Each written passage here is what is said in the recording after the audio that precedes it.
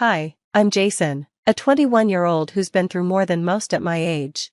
Growing up, I always felt like I was in the way. After my parents divorced when I was 10, my life became a ping-pong game. Mom had her new boyfriend, and Dad was quickly remarried. Neither of them seemed to remember they had a son who needed a place to call home. I just needed to figure things out. Jason, you'll stay with your dad for a while, Mom said, avoiding my eyes as she packed up my room into boxes. Dad was no better. Your mom should be taking care of this, not me, he muttered when I arrived with my bags. The back and forth continued, each day growing shorter and their patience thinner. You know, Jason, maybe it would be easier if you stayed with your Aunt Marie just until we sort things out, Dad suggested one day, not even trying to hide his relief when I agreed. Aunt Marie was different. Her home was small, but her heart was huge. You're welcome here as long as you need, Jason, she said. The first time someone made me feel wanted in years.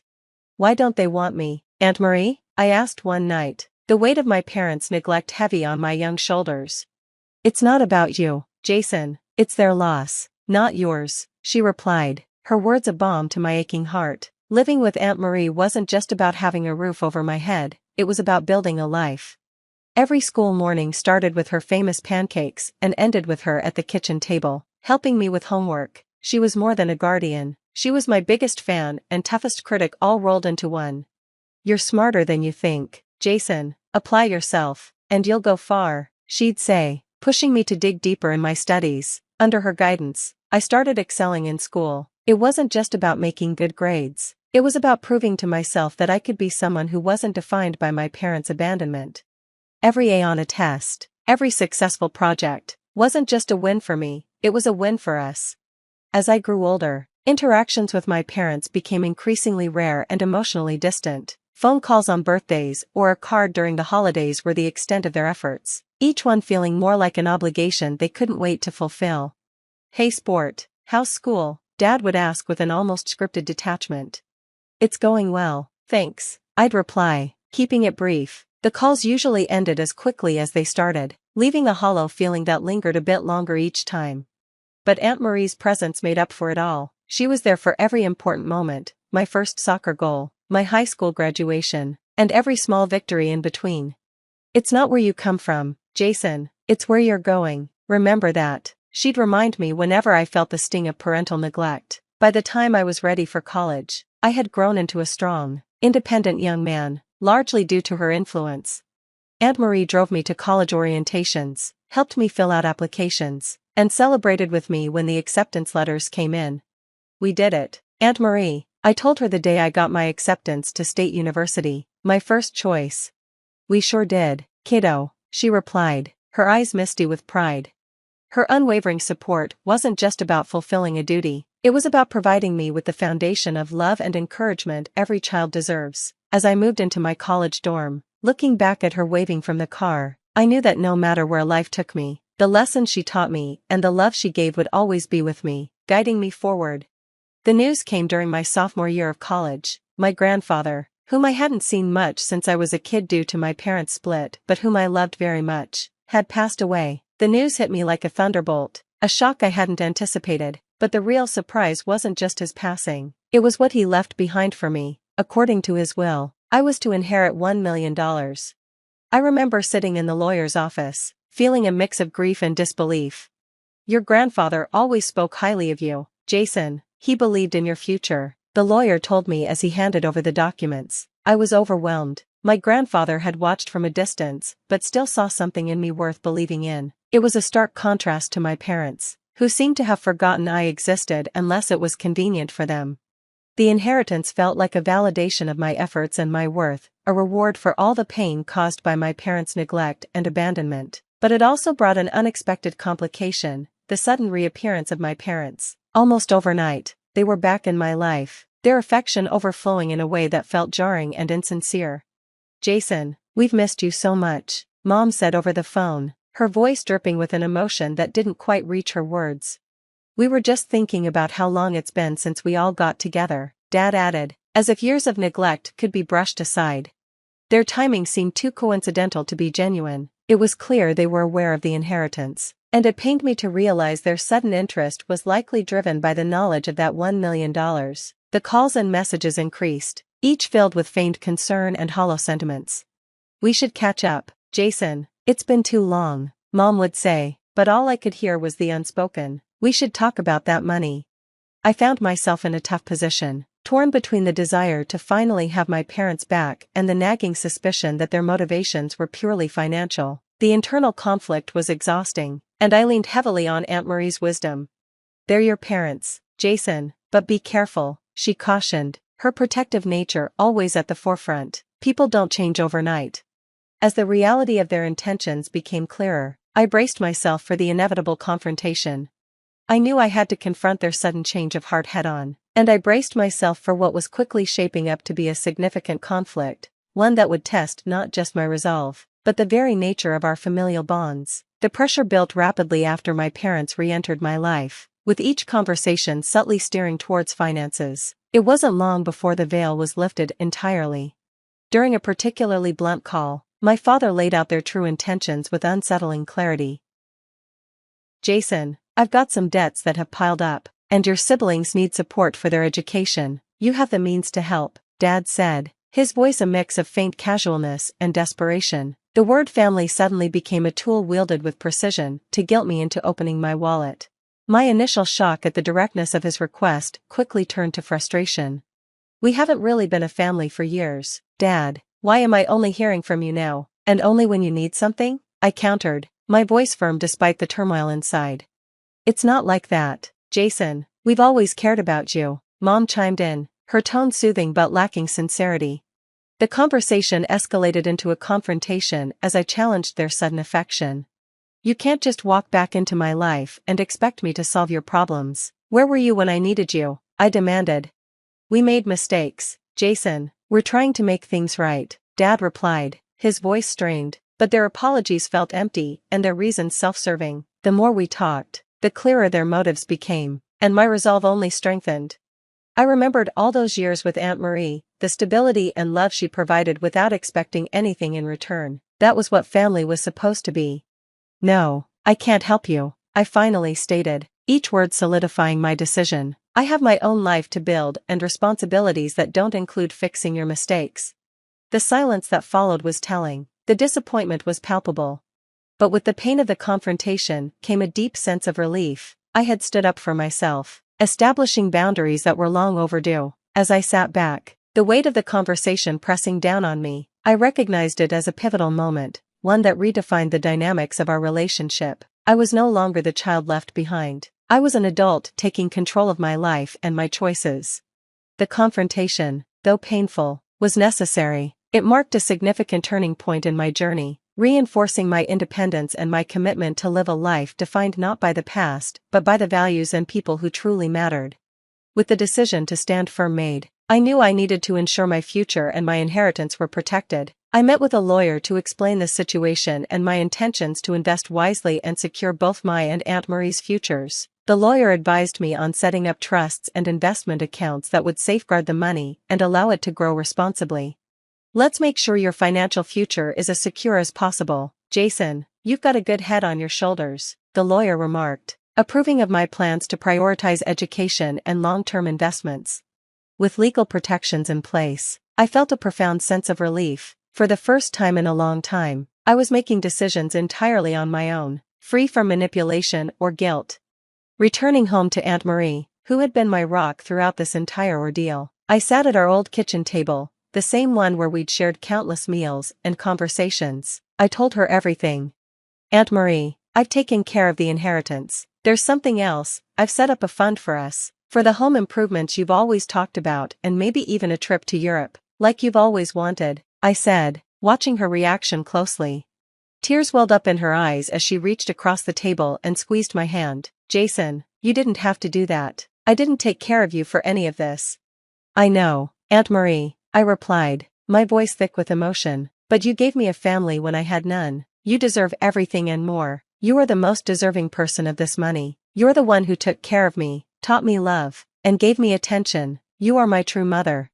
The realization of what family truly meant had never been clearer. Family wasn't just about blood relations. It was about who stood by you during your lowest moments, who supported you without conditions, and who loved you unconditionally. Aunt Marie was my family in every way that mattered. Reflecting on the entire journey, I understood that the love and support she provided were the true essence of family. I came to realize that the challenges I faced with my parents were not merely obstacles, but valuable lessons that had fortified my resolve and deepened my understanding of loyalty and love. As I looked to the future, I felt more confident and secure in who I was and in my ability to navigate whatever life might present.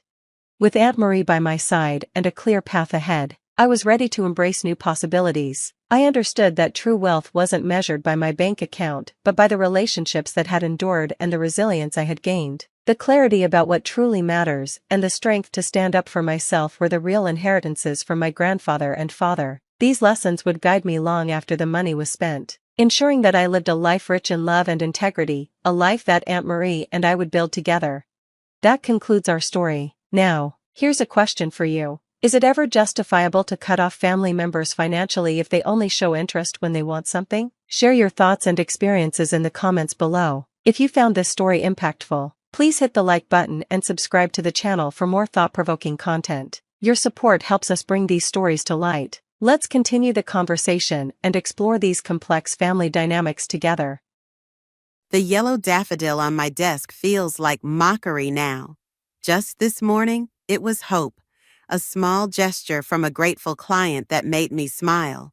Now, as I stare at my computer screen for the 100th time, those cheerful petals only remind me how quickly beauty can twist into something ugly. I refresh my banking app again. The numbers don't lie, but they don't make sense either. 3 months of partial paychecks, each one a little lighter than promised. I'd trusted the system. Trusted that the occasional payroll hiccup was just that, a hiccup. But now, looking at the pattern laid bare before me, my stomach churns with the realization that I've been played for a fool. Francesca? Beatrice's voice floats over my cubicle wall. You okay? You've been awfully quiet today. I minimize my screen, forcing steadiness into my voice. Just concentrating. The lie tastes bitter. Beatrice has been here longer than I have. Does she know? Has she noticed the same discrepancies in her own checks? My phone buzzes. Sydney, my best friend, responding to my panicked texts from earlier. Girl, document everything. Screenshots, emails, timestamps. Don't confront him alone. My fingers hover over the keys, trembling slightly. The spreadsheet I've built tells a story in cold, hard numbers. Each missing dollar marks another crack in the foundation of everything I thought I knew about this place, about Nathaniel. The memory of his smile this morning, that practiced, perfect smile, makes my skin crawl now. How many times had he praised my dedication, my attention to detail? You're the backbone of this department, Francesca, he'd say, while systematically stealing from my paycheck. I stand up, smoothing my skirt with damp palms. The walk to his office feels endless, each step echoing in my ears. Through the glass walls, I can see him laughing on the phone, relaxed in his leather chair like a king on his throne. He waves me in mid-conversation.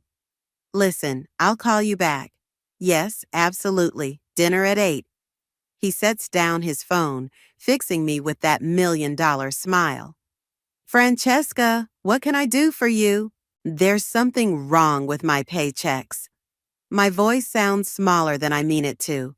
I hate that about myself, how I shrink in his presence. Oh? He leans back, radiating casual concern. Accounting's been a bit backed up. You know how it is with the merger. I place my printouts on his desk. My hands aren't shaking anymore. It's been 3 months, Nathaniel. I've calculated the shortfall. His smile doesn't waver, but something shifts in his eyes. I'm sure it's just a clerical error. Why don't you leave these with me? I'll look into it personally. I'd like to involve HR, I say, and watch his expression freeze for just a fraction of a second. He stands slowly, coming around his desk. Francesca, Francesca, after everything I've done for you? His voice is soft, reasonable. This kind of accusation, it could really damage your career prospects. Is that what you want? The threat lands like a slap. I stare at him, this man I've respected for 2 years, and see a stranger. His smile isn't warm anymore. It's a weapon. Think carefully about your next move, he continues, placing a heavy hand on my shoulder. We wouldn't want things to become uncomfortable. I leave his office on autopilot, my printout still on his desk. In the bathroom, I grip the cold porcelain sink and stare at my reflection. The woman looking back at me seems unfamiliar, pale, shaken, diminished. My phone buzzes again.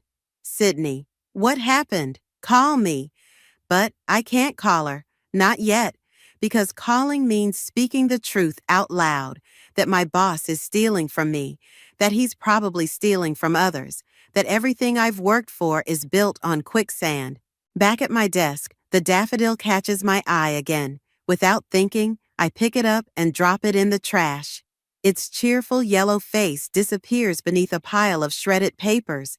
My computer screen reflects my image, ghost-like and transparent. I barely recognize myself anymore, this woman who lets herself be threatened and dismissed. But as I stare at that reflection, something else flickers across my face. Something harder, colder, more dangerous than fear. Nathaniel thinks he knows me. The reliable Francesca, the pushover, the backbone who never complains. But he's about to learn what happens when you break someone's trust. Because the woman in this reflection, she's done being nice.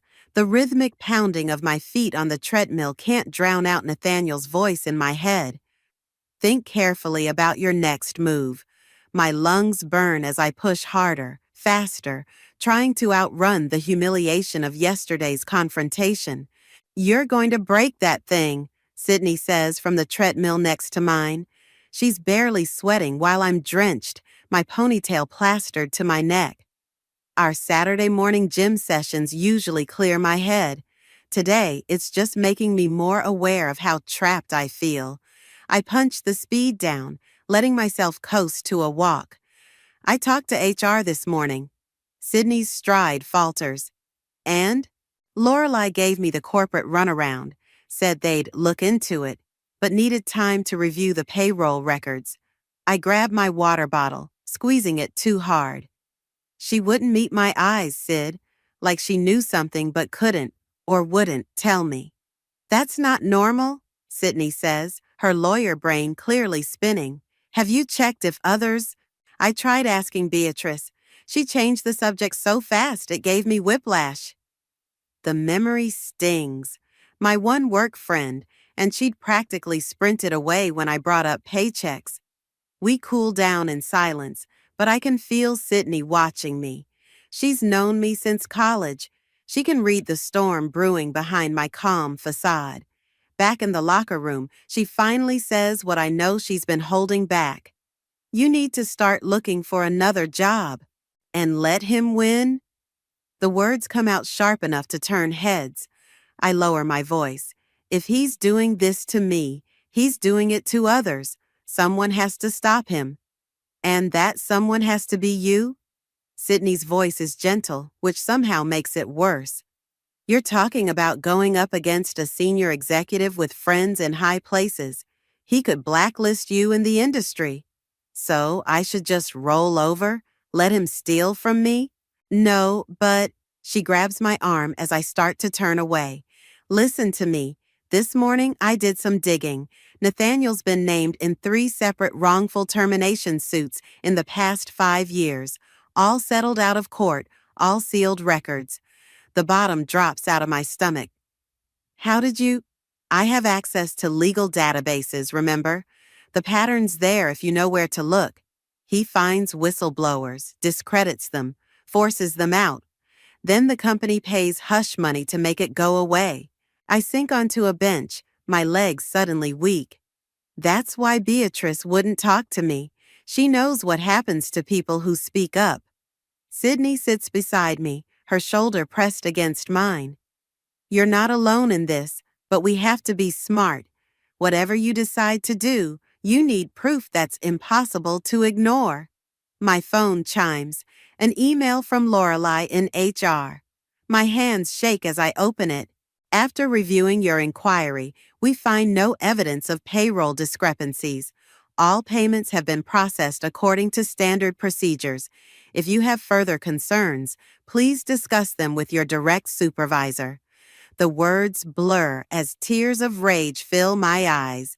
I thrust the phone at Sydney, who reads it with a deepening frown. Look at the timestamp, she says. 6 a.m. on a Saturday? She's covering for him. They're all covering for him. I stand up, throwing my gym bag over my shoulder with enough force to make the lockers rattle. Then I'll find proof they can't cover up. Francesca. No. My voice is steady now, cold with certainty. You know what the worst part is? Yesterday, when he threatened me, he was smiling, like it was all some big joke, like I was nothing. Sydney stands too, concern etched on her face. Promise me you won't do anything reckless. I meet her eyes in the mirror. The woman looking back isn't the same one who walked into Nathaniel's office yesterday. She's harder, dangerous. I promise I'll be careful, I say, but I'm done playing by their rules. Walking to my car, I pull up my banking app one more time. The missing money still makes my chest tight, but now it's not just about the cash. It's about power, about justice, about wiping that smug smile off Nathaniel's face. I think about those 3 sealed lawsuits, about Beatrice's fear, about Lorelei's early morning cover-up. The pattern Sydney mentioned, it's bigger than just me, which means somewhere there's a paper trail, evidence. My fingers move across the phone screen, typing a message to Xavier, the investigative reporter whose card I've had in my wallet for months. I've never had a reason to contact him before, until now. I have a story you might be interested in. When can we meet? The office feels different at 6 a.m. Empty desks cast long shadows in the pre-dawn light, and every small sound echoes through the silence.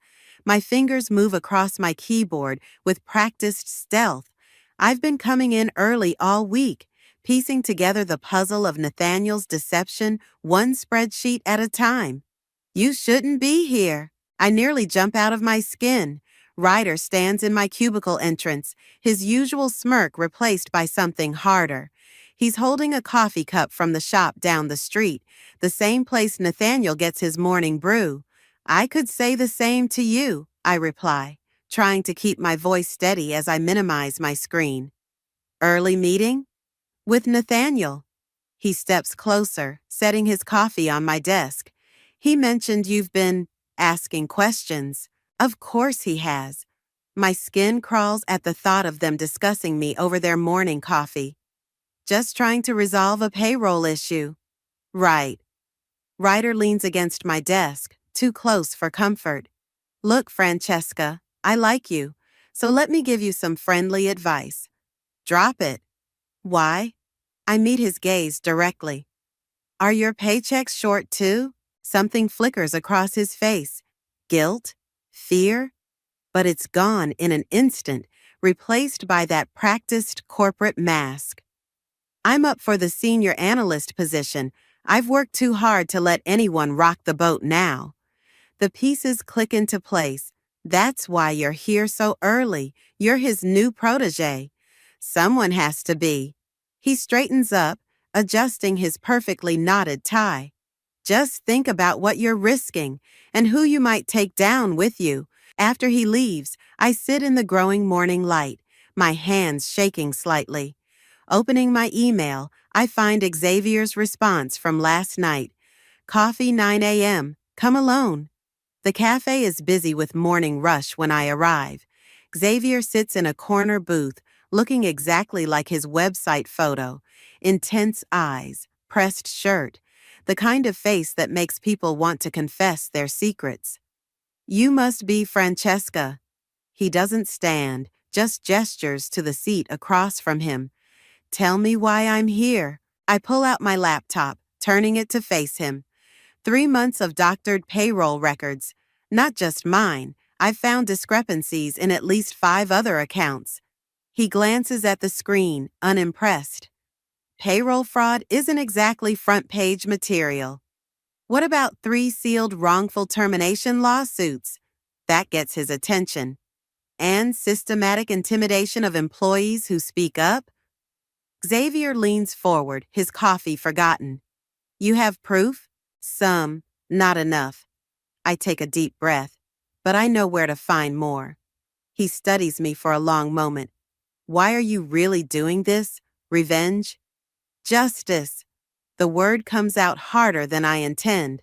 Someone has to stop him. Justice and revenge look awfully similar from where I'm sitting. He pulls out a notebook, old school reporter style. Tell me about the sealed lawsuits. For the next hour, I lay it all out. The missing money, Lorelei's cover-up, Ryder's veiled threats. Xavier takes notes, occasionally asking sharp questions that make me see connections I'd missed. There's something bigger here, he says finally.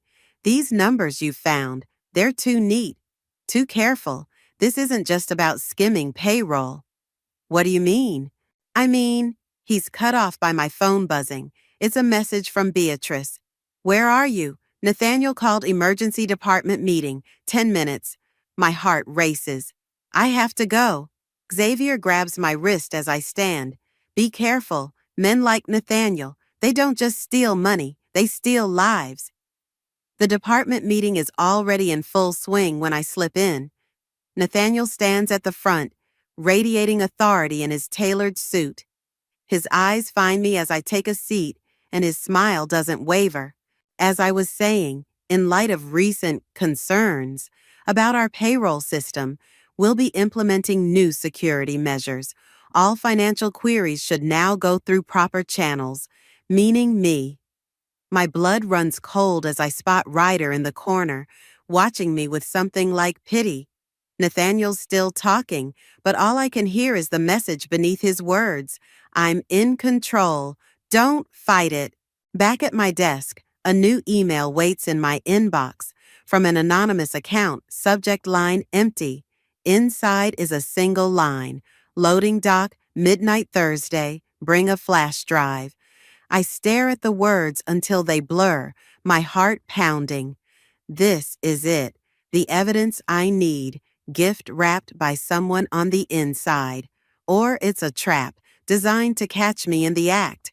Either way, I realize I'm going. Because Xavier's right, this is bigger than missing paychecks, and I'm done being afraid. The loading dock at midnight feels like a scene from a bad thriller movie. Every shadow seems to hide a threat, and the distant hum of the city sounds like whispered warnings. I check my phone again, 11:58 p.m. My flash drive feels heavy in my pocket. A door creaks behind me. I spin around, heart in my throat. Jesus, Francesca! Lorelei steps into the dim light, her heels clicking softly on concrete. I wasn't sure you'd come. Of all the people I expected to see here, our HR manager wasn't one of them. You sent the email? She nods, glancing nervously over her shoulder. We don't have much time. Nathaniel has a meeting tomorrow morning with the board. He's going to announce a restructuring. Mass layoffs disguised as cost-cutting measures. What does that have to do with the missing payroll money? Everything. She pulls out a USB drive of her own.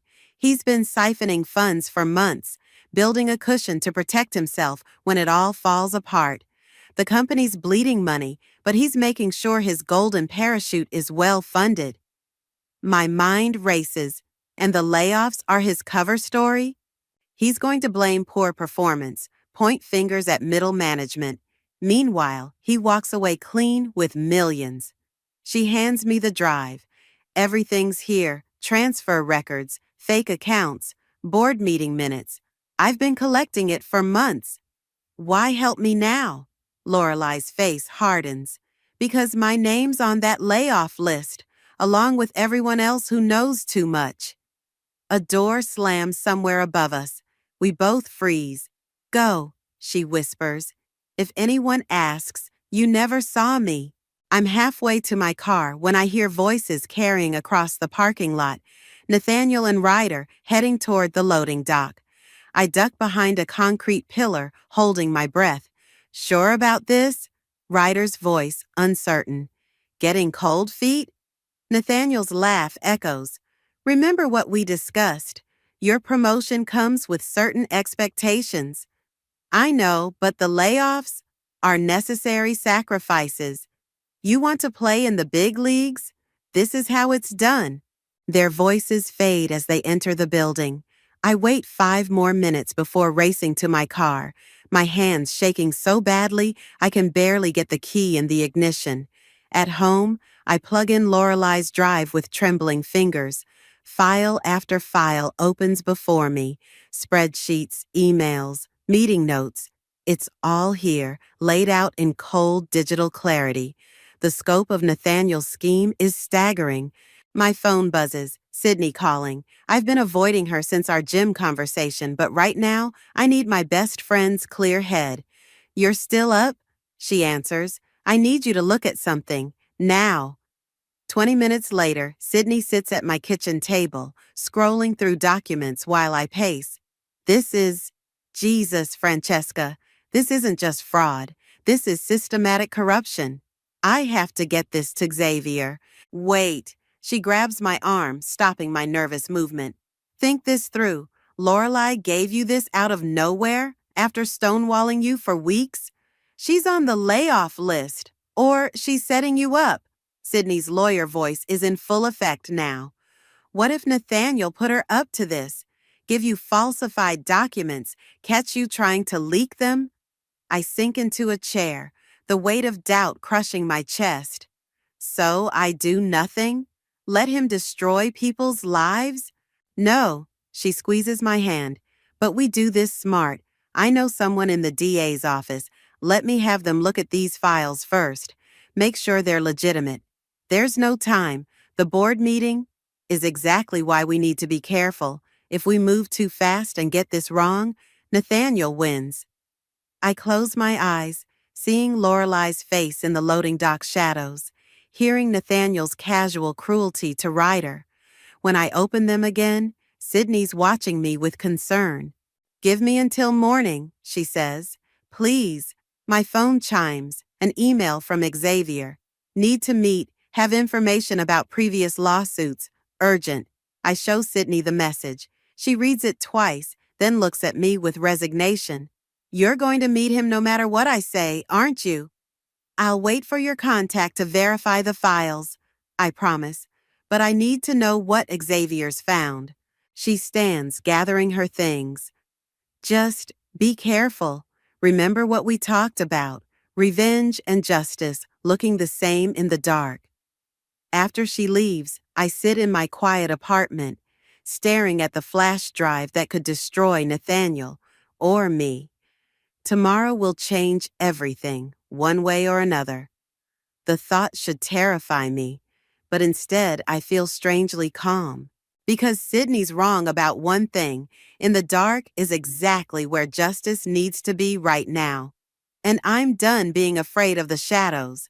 The city stretches out below me like a circuit board of lights, each one representing a life untouched by the storm brewing in our office.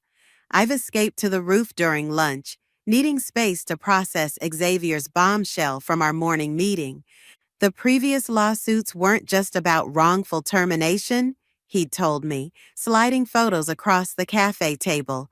They were about systematic harassment, intimidation, and worse. The faces in those photos haunt me now. 3 women, all like me, mid-career professionals who'd noticed discrepancies, who'd tried to speak up. All destroyed, not just professionally, but personally. The roof access door creaks open behind me. I turn, expecting the building maintenance worker who usually catches me up here. Instead, I find Beatrice. I knew I'd find you here, she says, wrapping her cardigan tighter against the wind. You always disappear up here when things get heavy. How did you? I've worked here 8 years, Francesca. I notice things. She joins me at the railing. Like how you've been coming in early, meeting with that reporter, digging through old files. My heart pounds. Are you going to tell Nathaniel? She laughs, but there's no humor in it. 4 years ago, I was you. Found similar discrepancies, started asking questions. Want to know what happened? I think of the photos Xavier showed me. You were one of the lawsuits. Almost. She stares out at the city. Nathaniel called me into his office one day, showed me pictures of my daughter at college, her dorm, her classes, her favorite coffee shop. Said it would be a shame if something happened to her scholarship. The chill that runs through me has nothing to do with the wind. He threatened your family? He never directly threatened anything. That's his specialty, making you understand the consequences without ever saying them out loud. She turns to face me. I took the promotion he offered, kept my mouth shut. My daughter graduated last year. And the missing money? The layoffs? You just accepted it? I chose my battles. Her voice hardens. But I never forgot, and I've been keeping records, real ones, not the doctored versions in the system. Everything he's done, everyone he's hurt. My hands grip the railing. Why tell me this now? Because tomorrow's board meeting isn't just about layoffs. Nathaniel's planning to announce a merger, one that will let him cash out completely while the rest of us lose everything. She pulls an envelope from her cardigan. Here's what he doesn't know exists. The real numbers, the secret accounts, everything. I stare at the envelope. Lorelei already gave me files. Fakes. Beatrice's smile is grim. She's always been his cleanup crew. Those files were bait, meant to discredit you when you tried to use them. My stomach lurches. If Sydney hadn't insisted on verification, why help me? Why risk it? Because my daughter's safe now, and because you remind me of myself before I let fear win. She presses the envelope into my hands. But Francesca, if you do this, you have to go all the way. No half measures. He'll destroy you if you give him the chance. Back at my desk, my phone lights up with a text from Sydney. DA contact confirms. Lorelei's files are manipulated. Don't use them. Another message follows. Where are you? Need to talk ASAP. But I'm staring at my computer screen, where an email from Nathaniel just appeared. My office, now. The walk to his office feels like walking into a trap. Through the glass walls, I see him waiting, that familiar smile in place. But something's different. There's an edge to it now, a predatory gleam. Close the door, he says as I enter. We need to discuss your recent activities. I do, feeling the weight of Beatrice's envelope in my bag. What activities? Please. He stands, circling his desk. The early mornings, the meetings with that reporter. Did you really think I wouldn't know? His smile widens. Did you really think Lorelei gave you those files without my knowledge? My pulse races, but I keep my face neutral. I don't know what you're talking about. No? He picks up a folder from his desk. Then you won't mind explaining these to the board tomorrow? Your falsified accusations, your attempts to damage the company. He lets the threat hang, unless we can come to an arrangement. I think of Beatrice's daughter, of the women in Xavier's photos, of how many others Nathaniel has silenced with that same smile. I'll think about it, I say, standing. His smile slips just slightly. He expected me to break immediately. Don't take too long. The board meets at 9. Walking out, my phone buzzes again. Xavier this time. Major development. Meet tonight. Bring everything you have. I touch Beatrice's envelope through my bag. Tomorrow's board meeting just became a deadline, not for Nathaniel's announcement, but for his downfall. Because this time, he picked the wrong person to threaten, and I'm done thinking small. Thunder rolls across the city as I hand Xavier the envelope in the nearly empty cafe. Rain pounds against the windows, matching my pulse. Everything's here. The real numbers, the secret accounts, proof of the merger. He flips through the documents, his expression darkening. This is bigger than we thought. The merger isn't just a cash grab, it's a cover-up. They're selling to a shell company Nathaniel controls. How is that even possible? Because half the board is in on it. He spreads out several papers. See these signatures? They're all connected to offshore accounts. Once the merger goes through, the company gets stripped for parts while they all walk away rich. My hands shake as I lift my coffee cup. And everyone else? Loses everything. Jobs, pensions, benefits. He leans forward. But here's what you don't know. I found one of his previous victims. She's willing to go on record. Hope flares in my chest, but before I can respond, my phone buzzes. A text from Ryder. Need to talk. It's about tomorrow, please. I have to go, I tell Xavier, standing. How long will you need to verify everything? Give me 2 hours. If it all checks out, we can stop tomorrow's board meeting before. The cafe door chimes. Lorelei walks in, freezing when she sees us. Her makeup is smeared like she's been crying. I'm sorry, she says, and for a moment I think she's talking to me. Then I see the men entering behind her. Security guards, but not from our building. Xavier moves fast, sweeping the documents into his bag. Back door, now! We run through the kitchen, ignoring the shouts behind us. The rain hits like needles as we burst into the alley. Xavier pushes me toward the street. Go, I'll hold them off. I sprint through puddles, my shoes soaked and slipping. Behind me, I hear scuffling, angry voices. My phone keeps buzzing, Ryder's messages growing more urgent. 20 minutes later, I'm in a 24-hour diner, dripping water onto cracked vinyl seats. Ryder sits across from me, looking as drenched as I feel. They took Xavier's bag, he says without preamble. Lorelei called them as soon as she saw you together.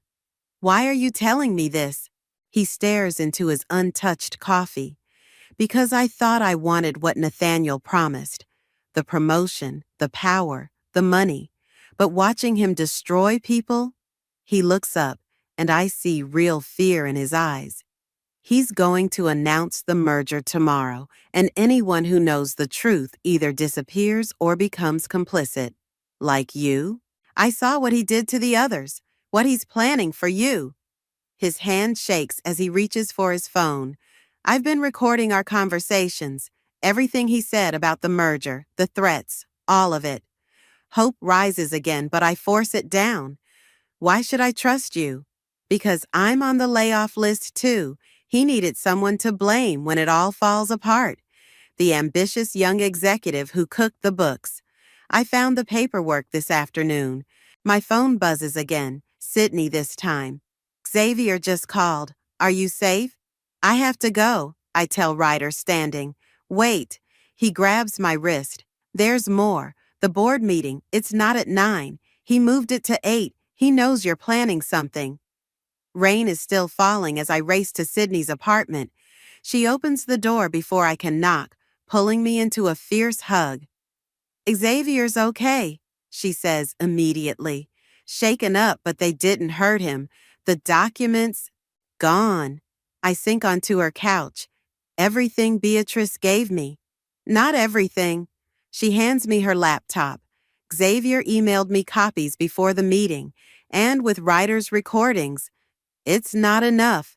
I stare at the screen, seeing Nathaniel's smug smile. The board meeting's in 6 hours. Even if we got this to the right people, then we don't go to the right people. Sydney's voice is hard.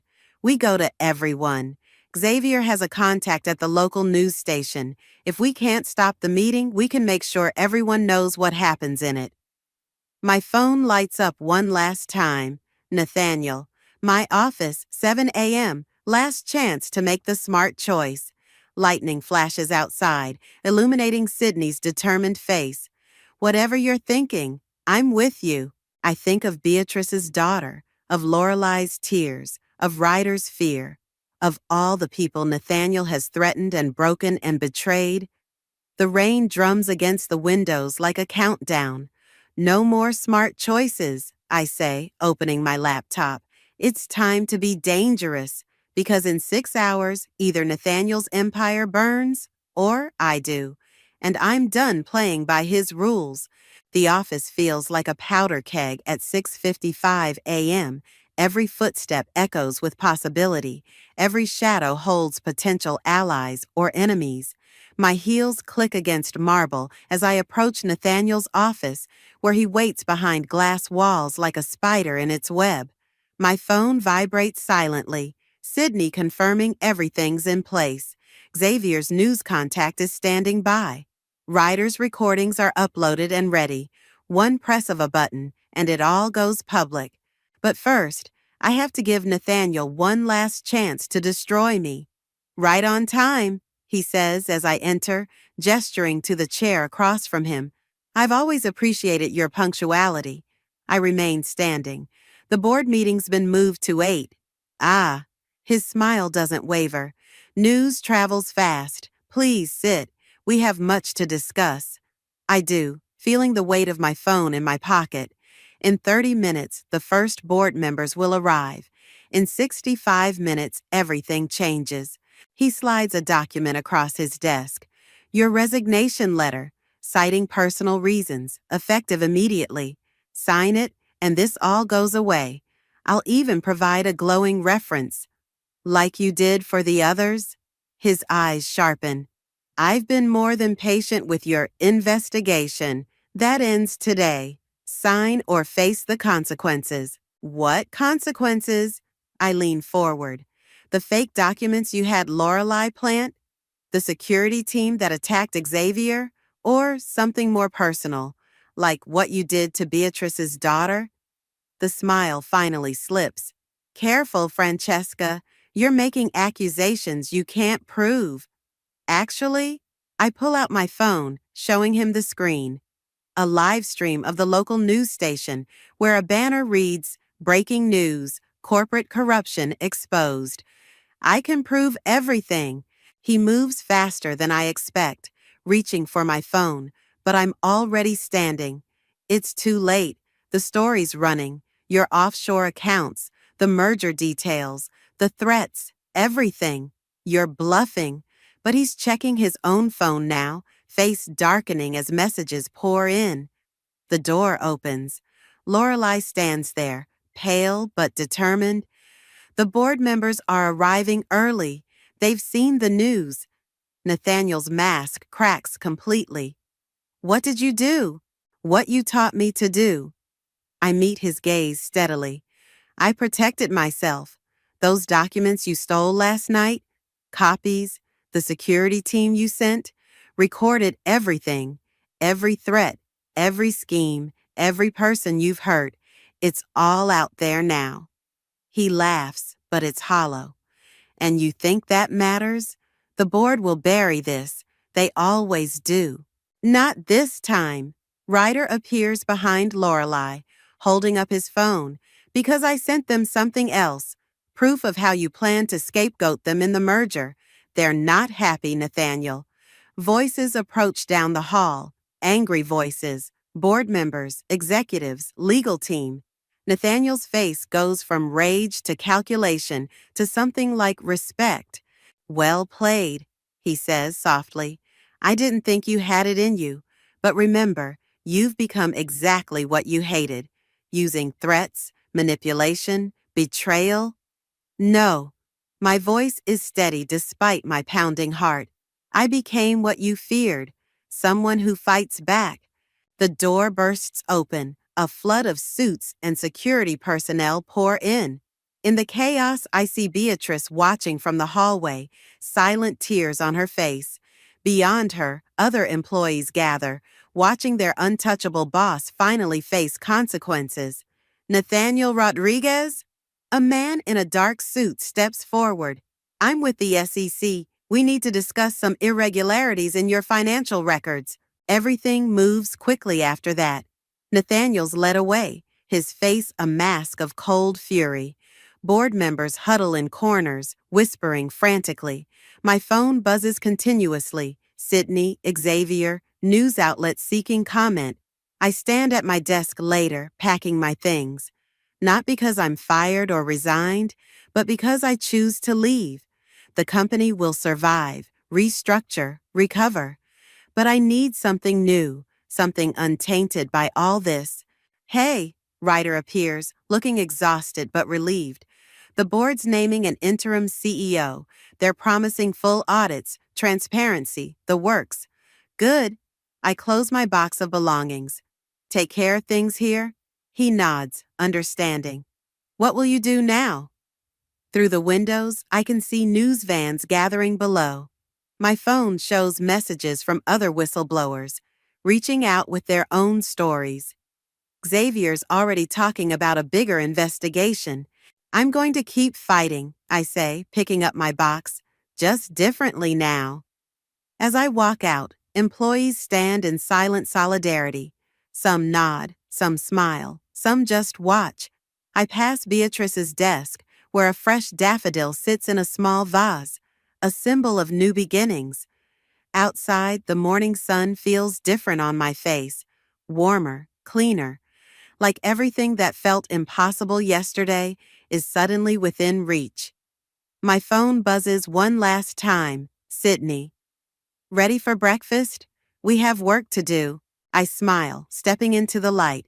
Yes, we do, and this time, we're doing it right.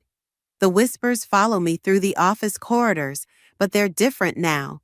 Gone is the fear, the hesitation. In their place, something new grows: hope, determination, strength. I pause at my old desk, where another employee now sits. She looks up, recognition flashing across her face. You're her, the one who exposed everything. Just someone who stopped being afraid, I say, continuing toward the conference room. The interim CEO asked me to consult on the company's new ethics policies. I agreed on one condition, that every employee affected by Nathaniel's schemes be made whole, not just financially, but with real protections moving forward. Inside the conference room, familiar faces wait. Beatrice, now head of the Employee Advocacy Committee. Lorelei, demoted but working to rebuild trust. Ryder, channeling his ambition into actual leadership instead of manipulation. The whistleblower returns, Ryder says, but there's respect in his voice now. I set my laptop on the table. Let's talk about real change. For the next hour, we draft policies with actual teeth, protection for whistleblowers, independent oversight, anonymous reporting systems. Every suggestion sparks debate, but it's healthy now, open, honest, focused on solutions instead of survival. My phone buzzes partway through, Xavier sending updates about Nathaniel's case. The evidence keeps mounting, more victims coming forward, the story growing beyond just our company. You know he still has supporters, Lorelei says during a break, her voice low. People who think you went too far, who say you destroyed something good to serve your own agenda. Let them talk. I meet her eyes. We both know the truth. She looks away first. I should have helped sooner, should have been braver. You're helping now. That's what matters. The meeting ends with real progress, real commitments. As others file out, Beatrice lingers. I have something for you, she says, pulling out an envelope. It came to the office addressed to Anonymous Hero. Inside is a letter from a young woman, Beatrice's daughter. She writes about watching her mother change over the years, about understanding now why that change happened, about feeling proud to see her mother stand tall again. She's right, Beatrice says softly. We're all standing taller now. My phone buzzes again, Sydney this time. Turn on the news, now. The break room television shows Nathaniel being led into court, his perfect smile finally cracked. But it's the headline below that catches my eye. Corporate whistleblower sparks national movement. The story isn't just about our company anymore. Other whistleblowers are coming forward across the country. Other companies facing scrutiny. Other workers finding their voice. Quite a ripple effect you started, says a voice behind me. I turn to find Xavier, looking more relaxed than I've ever seen him. Hear about the ethics policies? Actually, he grins, I'm here about your new job offer. The advocacy group I mentioned, they're ready to meet. I think about the letter in my pocket, about Beatrice's daughter seeing her mother stand tall, about all the others out there still afraid to speak up. Tell them yes, I say. But I have conditions. Back at my old desk, I watch the new occupant work. She reminds me of myself from before, head down, following rules, trying to be perfect.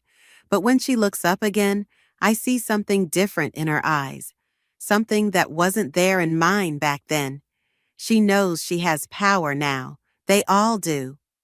My phone buzzes one last time as I head for the elevator.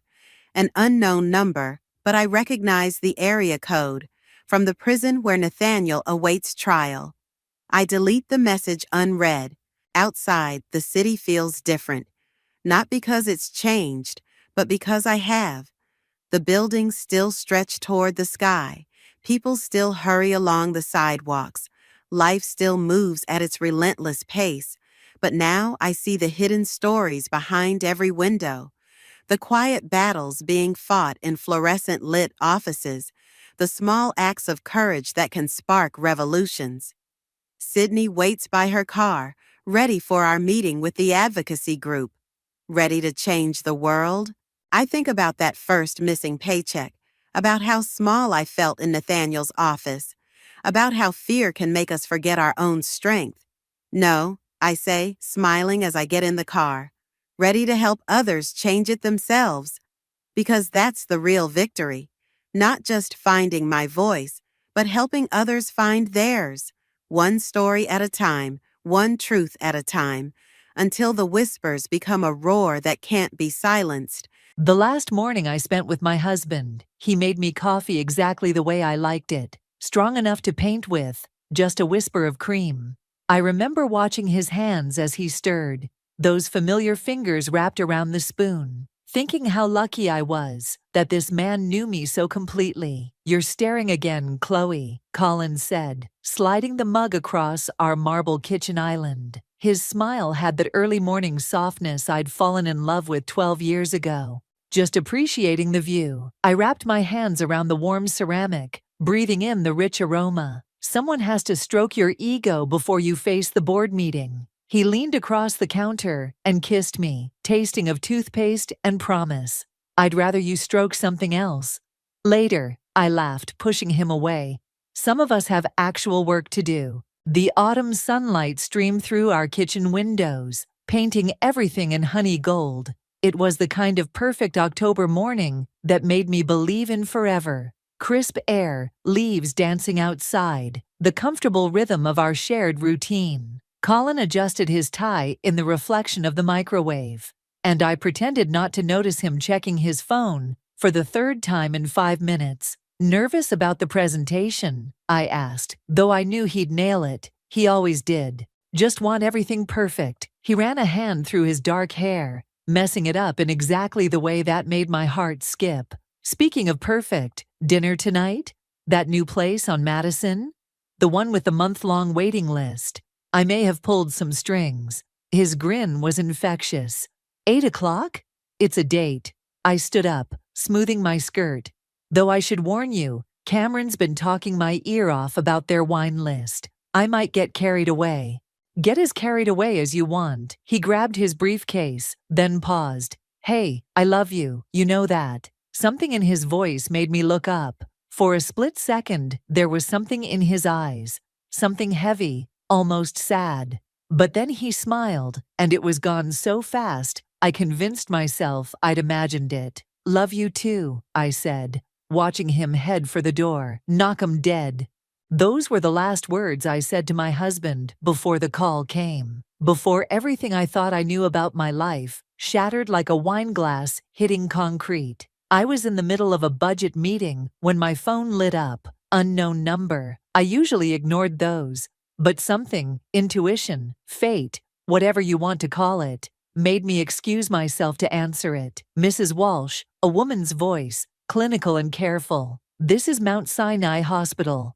The world tilted sideways. Hospitals don't call with good news.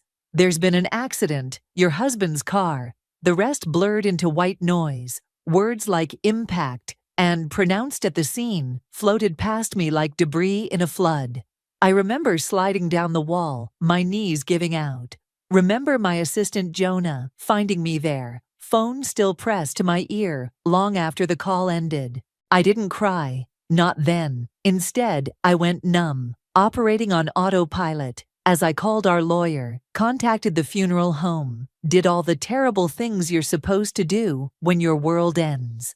Cameron came over with food I couldn't eat and words I couldn't hear. My sister Bailey left 17 voicemails I couldn't bring myself to return. That night, I sat alone in our bedroom, still in my work clothes, staring at Colin's side of the closet. His suits hung in perfect order, navy, charcoal, black. The green tie he'd worn that morning was tossed over the hamper, like any other day, like he'd be back to put it away properly. I picked it up, the silk smooth against my fingers, pressed it to my face, searching for his scent, and there it was, his cologne, but also something else, something floral, feminine. My hands shook as I examined the tie more closely. There, near the bottom, the faintest smudge of pink lipstick. I never wore pink lipstick. The tie slipped from my fingers as the first crack appeared in my carefully maintained shock. And finally, sitting there surrounded by the evidence of our shared life, I began to cry. Not delicate tears,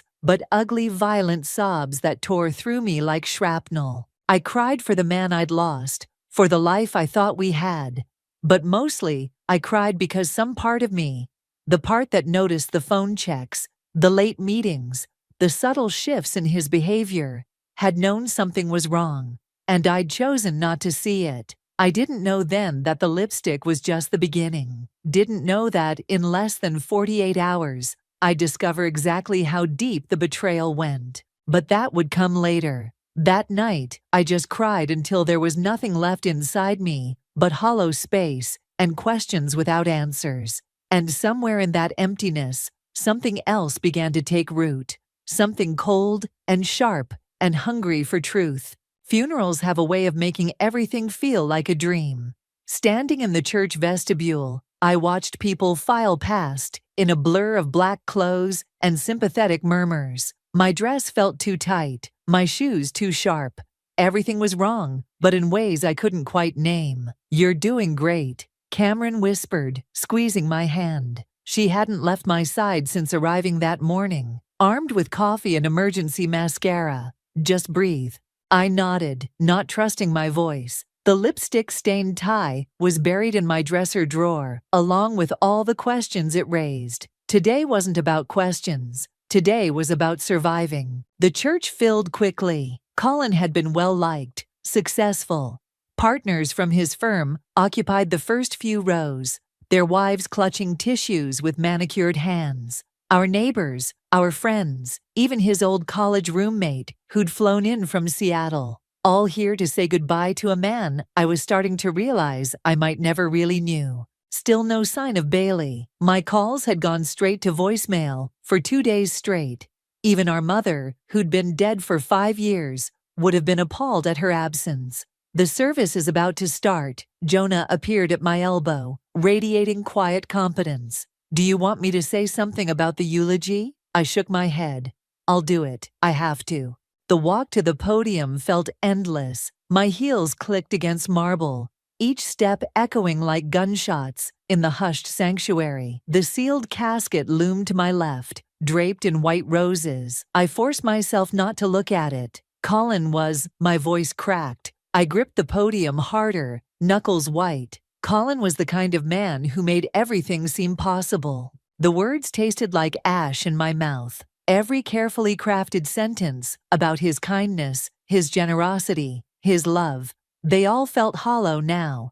But I pushed through, painting the picture everyone expected. The grieving widow, celebrating a perfect marriage cut tragically short. That's when I saw them. At first, I thought grief was making me hallucinate. They stood in the shadow of the back entrance. My sister Bailey, wearing a black dress I'd never seen before, and beside her, Colin. My Colin, alive, breathing, his arm around my sister's waist. The eulogy died in my throat. The paper slipped from my fingers, floating to the floor like a surrendering flag. Someone gasped, probably Cameron, who had followed my frozen stare to the back of the church. The congregation turned as one. The silence shattered into shocked whispers and muffled exclamations. Through it all, I stood paralyzed, watching my dead husband and my baby sister stare back at me with matching expressions of horror. "I can explain," Colin's voice carried across the sanctuary. He took a step forward, hands raised, like he was approaching a wild animal. Maybe he was. Something inside me snapped. A laugh bubbled up, high, hysterical, entirely inappropriate for a funeral. "Explain?" The word came out sharp enough to cut. "Explain what, exactly?" "How you're not actually dead. How you're standing here with my sister while I eulogize an empty casket." Bailey stepped forward then, her face tear-streaked. "Chloe, please, don't." The ice in my voice stopped her cold. "Don't you dare speak to me." The church had erupted into chaos. People standing, phones recording, voices rising in confusion and outrage. Through it all, I remained at the podium, watching my life implode with strange detachment. Jonah appeared at my side, solid as a mountain. "Cars waiting at the side entrance," he murmured. "Cameron's already there." I nodded once, straightening my spine. With deliberate calm, I gathered my fallen eulogy pages, smoothed my dress, turned to face the congregation. "Thank you all for coming," I said, my voice carrying over the din. "Unfortunately, it seems the funeral has been cancelled due to the unexpected resurrection of the deceased." Then I walked out, head high, ignoring Colin's calls and Bailey's sobs. Each step felt like walking through concrete, but I didn't break stride until I was in the car. Cameron's arms around me, Jonah directing the driver to go. "I'll kill him," Cameron seethed.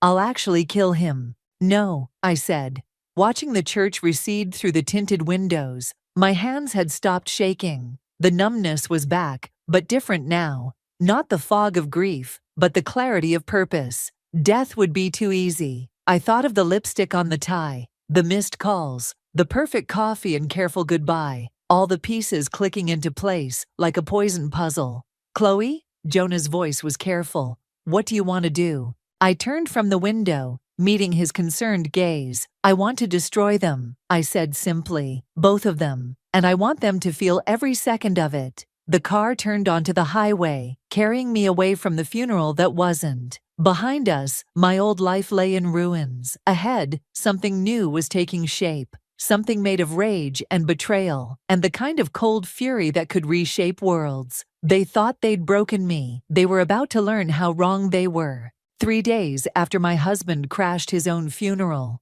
I sat in my home office, surrounded by papers that proved our entire marriage had been built on lies. Bank statements, property records, email printouts, each one a fresh betrayal laid bare in black and white. "Look at this," Cameron said, pointing to a transaction record. "Regular transfers to an account in the Caymans, starting 2 years ago, right around the time Bailey got her dream job at that consulting firm." My voice was steady, even as my fingers crumpled the paper's edge. "Funny how my little sister suddenly became so successful." Cameron hesitated. "There's something else."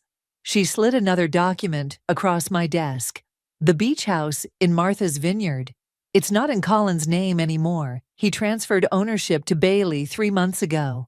The beach house, where we'd spent our honeymoon, where I'd told him I loved him for the first time. My throat burned with acid. "They're probably there now," I said, standing abruptly. The thought of them together in our special place made me physically ill, hiding out while they figure out their next move. "Chloe," Cameron's voice held a warning. "Don't do anything rash." "Rash?" I laughed, the sound brittle. "I'm done being rash. I'm done being the reactive one." I picked up my phone, dialing a familiar number. "Jonah." Remember that contingency plan we discussed? It's time. Within an hour, I was in my corporate office, signing documents that would freeze Colin out of every joint venture, every shared investment, every project he'd built his reputation on. My signature, flowing across page after page, felt like drawing blood. The board meeting's in 10 minutes, Jonah reported, collecting the papers. Are you sure about this? Once we announce the restructuring. I've never been more sure of anything. I stood, smoothing my dress. Colin thought he was so clever, keeping his affair hidden. He forgot one thing. This company was mine before I ever met him. And I've spent 12 years making sure I had contingencies for every possible scenario, including betrayal, though I'd prayed I'd never need them. The boardroom fell silent as I entered. These men had known me for years, but always as Colin's wife first, CEO second. Today, they'd learn the difference. Gentlemen, I took my place at the head of the table. I'm afraid I have some disturbing news about attempts to defraud this company. By the time I finished presenting the evidence, carefully edited to protect the company while exposing Colin's financial manipulations, faces around the table had turned from skeptical to thunderous. The vote to remove him from all positions and freeze his assets was unanimous. I was signing the final resolution when my phone buzzed. Bailey's name lit up the screen. After 3 days of silence, now she wanted to talk. I excused myself to my office, heart pounding, answered on the last ring. Chloe, please. Her voice was raw, desperate. You have to let me explain. Explain what? How long you've been sleeping with my husband? How much of my money you took? It's not like that. She was crying now. You don't understand. Colin said he'd help me with my debts. Said he'd make sure I never had to struggle like we did growing up. He promised me forever. I cut in. Looks like neither of us should have believed him. Please, she was begging now. I know I messed up, but you're my sister. We're family. The word hit me like a slap. Family. My voice dropped to a whisper. Family doesn't do what you did. The sister I loved. She died the moment she walked into that church with my husband. What are you going to do? I thought of the beach house, of 12 years of memories tainted by lies, of the little girl who used to crawl into my bed during thunderstorms, seeking comfort from her big sister. I'm going to take everything, I said quietly. The house, the money, the reputation you built with my resources. And when I'm done, you'll both remember what it feels like to have nothing. Chloe, I hung up, hands shaking, pressed my forehead against the cool glass of my office window, watching the city sprawl below. Somewhere out there, my husband and sister were planning their next move, thinking they still held cards I didn't know about. My phone buzzed again. A text from Jonah. Found something interesting in Colin's old emails. Meeting mentioned between him and someone named Kayla from your support group, dated 6 months ago. I stared at the message, pieces clicking into place. Kayla, the quiet one who'd joined our grief support group last year, who'd listened so sympathetically to my stories about losing our mother, who'd asked so many questions about my life, my marriage, my company. Well, wasn't that interesting? I picked up my phone again. Time to arrange a coffee date with an old friend. Kayla was exactly where I expected to find her, at our support group's regular coffee shop, tucked into the corner table she always claimed. Her hands fidgeted with her cup sleeve as I approached, shredding the cardboard into tiny pieces. Chloe, her surprise seemed genuine. Almost. I saw the news. Are you okay? I slid into the seat across from her, studying her face. 6 months ago, I'd held this woman while she cried about her dead husband. Now I wondered if those tears had been as fake as mine would become. Actually, I said, keeping my voice gentle, I was hoping you could tell me about your meeting with Colin last spring. The coffee sleeve stopped moving. Her fingers went still. I don't know what you're talking about. No? I pulled out my phone, pulled up the email Jonah had found, because Colin's calendar shows a 2-hour lunch with you at Le Bernardin. Interesting choice for a grief support meeting. Color drained from her face. It's not, I can explain. Please do. I leaned back, crossing my legs. Explain how my husband hired you to infiltrate my support group. To what? Spy on me? Learn my weaknesses? He said he was worried about you. The words burst out of her. Said you were hiding things, that you weren't processing your mother's death properly. He just wanted to help. I laughed, the sound sharp enough to make nearby customers turn. Help? By having a stranger monitor my emotional state. By using my grief as a weapon. I didn't know about your sister, she whispered. I swear. When I saw the news, save it. I stood, smoothing my skirt. You should know, I've forwarded evidence of your involvement to the support group's ethics board. I expect they'll be quite interested in how you exploited vulnerable members for profit. Her face crumpled. Please don't. This job is all I have. Should have thought of that before you sold my trust for a paycheck. I left her crying into her coffee, my heels clicking against the floor like hammer strikes. Outside, Cameron was waiting in the car. Well? She asked as I slid in. Colin had her watching me for months, reporting back on everything I said in group. My hands clenched in my lap.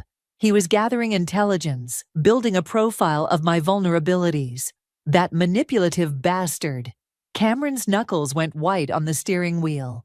What's our next move? Before I could answer, my phone rang. Unknown number. Mrs. Walsh, a man's voice, official sounding. This is Detective Morris from the Fraud Division. We've received some concerning reports about your company's recent activities. My blood went cold. What kind of reports? Allegations of insider trading, market manipulation. Several board members have come forward with documentation. Of course, Colin's contingency plan. Turn my own board against me. Make me look unstable, vengeful, criminal. I see, I said carefully. And these board members, would they happen to include James Porter and Richard Klein? I'm not at liberty to. The same board members who were involved in Colin's offshore account scheme. The one I have documented evidence of. Silence on the line. Then, perhaps we should meet to discuss this in person. My lawyer will be in touch. I hung up, heart racing.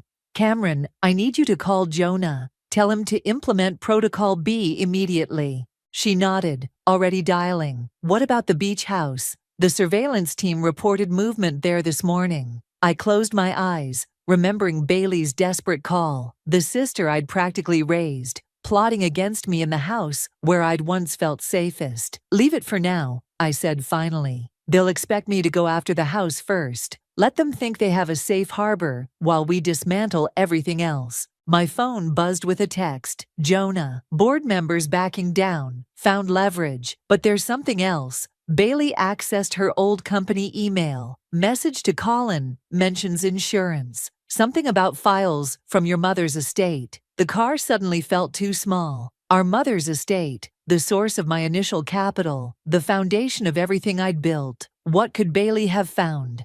Take me home, I told Cameron. I need to check something. An hour later, I stood in my home office, staring at an empty safe hidden behind my mother's portrait. The contents, documents I'd thought long buried, were gone.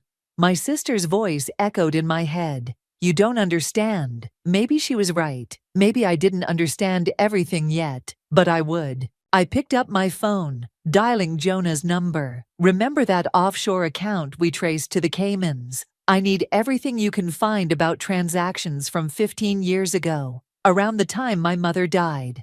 That far back, what are we looking for? I touched the empty safe, feeling the cold metal under my fingers. The truth about how our family really fell apart. The files from my mother's estate weren't the only things missing. As I moved through the house that night, I noticed other absences, small things at first. The antique locket my mother left me, the folder of childhood photos I kept in my desk, even my old diary from high school. Bailey hadn't just taken evidence, she'd taken memories. Found something, Jonah said, his voice tight through the speakerphone. 3 days before your mother's death, she transferred nearly $2 million to an account in Bailey's name. The next day, she changed her will. I gripped the edge of my desk. Changed it how? Originally, everything was split equally between you and Bailey. The new version left you controlling interest in the company. But, he paused, there was a condition. If certain documents ever became public, control would revert to Bailey. What documents?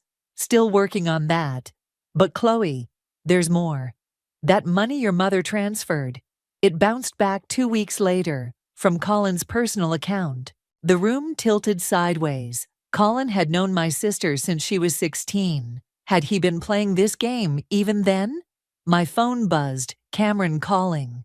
Turn on channel 7, she said without preamble. Now, I fumbled for the remote. The news anchor's voice filled my office. Shocking allegations about Walsh Industries CEO, Chloe Walsh. Documents released today suggest a pattern of corporate espionage and financial manipulation dating back to her mother's death. Her sister, Bailey Walsh, released a statement. The screen cut to Bailey, looking perfectly poised in a designer suit. My suit, I realized with a jolt. One I'd bought her last Christmas. I never wanted this to become public, she said, eyes wide with practiced concern. But after seeing what Chloe's done, the people she's hurt, I can't stay silent. Our mother trusted her with everything, and look how she's abused that trust. The remote cracked in my hand. That manipulative little. There's more. Cameron cut in. She's called an emergency board meeting for tomorrow morning, 9 a.m. Of course she had. Strike while the scandal was fresh, while the board was scared. Classic Colin strategy, which meant he was the one pulling the strings. My other line beeped, unknown number. Don't, Cameron warned, but I was already answering. Hello, darling. Colin's voice, smooth as poison. Caught the news. Enjoying your puppet show. He chuckled, always so quick to anger. That's your problem, Chloe. You let emotion cloud your judgment, just like your mother did. Don't you dare talk about my mother. Why not? I knew her better than you think, better than you ever did. His tone shifted, became almost gentle. It's not too late to stop this. Sign over control of the company, and all those old secrets stay buried. Everyone wins. Everyone except me. You'll keep your reputation, your dignity. Isn't that worth something? I thought of Bailey wearing my clothes, sitting in my boardroom, trying to take my life piece by piece. Go to hell. Have it your way, he sighed. But before you make any moves tomorrow, you might want to check your private server, the one with all those contingency plans you're so proud of. Interesting reading. The line went dead. My hands shook as I pulled up my secure login. No, I whispered. No, no, no. The server was empty. Every file, every backup, every carefully constructed safeguard, gone. Chloe? Cameron's voice seemed far away. What is it? They have everything. My voice sounded strange to my own ears. Every plan, every strategy. They're not just trying to take the company, they're trying to erase me. The silence stretched. Then Cameron said quietly, maybe it's time to call Kayla. What? Why would I? Because she wasn't just spying for Colin. Think about it. She had access to your real emotions, your unguarded moments. If anyone knows what they're planning. I closed my eyes, remembered Kayla's shredded coffee sleeve, her desperate plea. This job is all I have. Make the call, I told Cameron. But first, I need you to drive me somewhere. An hour later, I stood in front of my childhood home, empty now, waiting for renovation. The key was still hidden under the loose brick by the garden, just like when we were kids. Inside, everything was sheets and shadows. But there, in the back of my mother's closet, behind the loose panel where she'd hidden birthday presents, a metal box I hadn't seen in 15 years. My hands trembled as I opened it. Inside, a letter, addressed to me in my mother's handwriting. And beneath it, a USB drive labeled simply, The Truth. Oh, Mom, I whispered. What were you trying to tell me? The truth about our family's fall was in my hands. But was I ready to learn it? The USB drive sat on my desk like a live grenade, while Kayla perched nervously in the visitor's chair. Her eyes kept darting between me and the door, like she couldn't decide which was more dangerous. Talk, I said. everything you know about their plan." She twisted her hands in her lap. "Colin, he said your mother's death wasn't what everyone thought, that there were documents proving you'd manipulated things to get control of the company." "That's a lie, is it?" Her voice strengthened slightly. "Because he showed me bank records, phone logs, evidence that you were meeting with board members weeks before she died." My throat went dry. I was 20. Of course I was meeting with board members. Mom was grooming me to take over eventually. "Eventually," Kayla echoed. "But not that soon. Not unless something happened to her." The implication hit me like a physical blow. "You think that I had something to do with?" "Colin said the truth would destroy you. That's why he needed someone close. Someone who could watch for signs you were cracking under the guilt." I laughed, the sound brittle. "And Bailey, was she part of this twisted theory?" "Bailey found something in your mother's papers, something that made her believe." My phone buzzed. "Jonah." "The board meeting's starting. Bailey and Colin just arrived." I checked the time. 8:45. 15 minutes until they tried to take everything. "Show me," I told Kayla. "Show me exactly what Colin showed you." She pulled out her phone, fingers trembling as she pulled up emails. There they were, documents showing meetings, transfers, conversations I barely remembered from 15 years ago. All carefully arranged to paint a damning picture. "The perfect daughter," Kayla said softly, "who couldn't wait to inherit." I stared at the evidence against me, feeling sick. Then I saw it. A tiny detail in one of the bank statements. A routing number I recognized. "Call Cameron," I told Kayla. "Tell her to meet us at the office, now." The drive downtown was a blur. My mind raced, pieces falling into place. That routing number, I'd seen it before, in Colin's Cayman accounts. We reached the office building, with 5 minutes to spare. Cameron was waiting in the lobby, holding a manila envelope.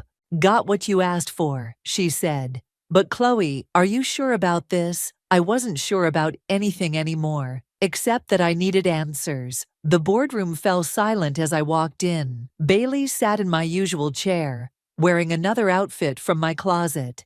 Colin stood behind her, hand on her shoulder, the perfect united front. "Chloe," Bailey said, all false sympathy, "this is a closed meeting. You're not authorized to—" "Funny thing about authorization," I cut in, moving to the head of the table. "It depends on who's really in charge, doesn't it, Colin?" He stiffened slightly. "What are you talking about?" I pulled out my mother's USB drive. 15 years ago, someone started building a shadow network inside this company. Secret accounts, hidden transfers, all traced back to one source. I met his eyes. "You've been playing this game since before Mom died, haven't you?" "That's ridiculous," Bailey snapped. "He didn't even work here then." "No, but his father did." The room went very still. Colin's face had turned to stone. "Robert Walsh," I continued. "Board member, trusted advisor, and the man who helped set up our offshore accounts. The same accounts you're using now." "You can't prove any of this," Colin said, but there was a tremor in his voice. I plugged in the USB drive. Documents filled the screen. Correspondence between my mother and Robert Walsh. Plans to expose his embezzlement scheme. Her final letter to me, explaining everything. "Mom knew," I said softly. "She was going to turn your father in. That's why she changed her will, isn't it? Insurance against what she knew was coming." Bailey had gone pale. "Colin? What is she talking about?" "She's lying," he snarled. "Just like she lied about—" "About what? My meetings with the board? The ones your father arranged to keep me distracted while he cleaned out the accounts?" I turned to Bailey. "He didn't tell you that part, did he? How his family has been stealing from ours for decades." "Enough." Colin slammed his hand on the table. "This is all very entertaining, but we have a vote to—" "No vote today."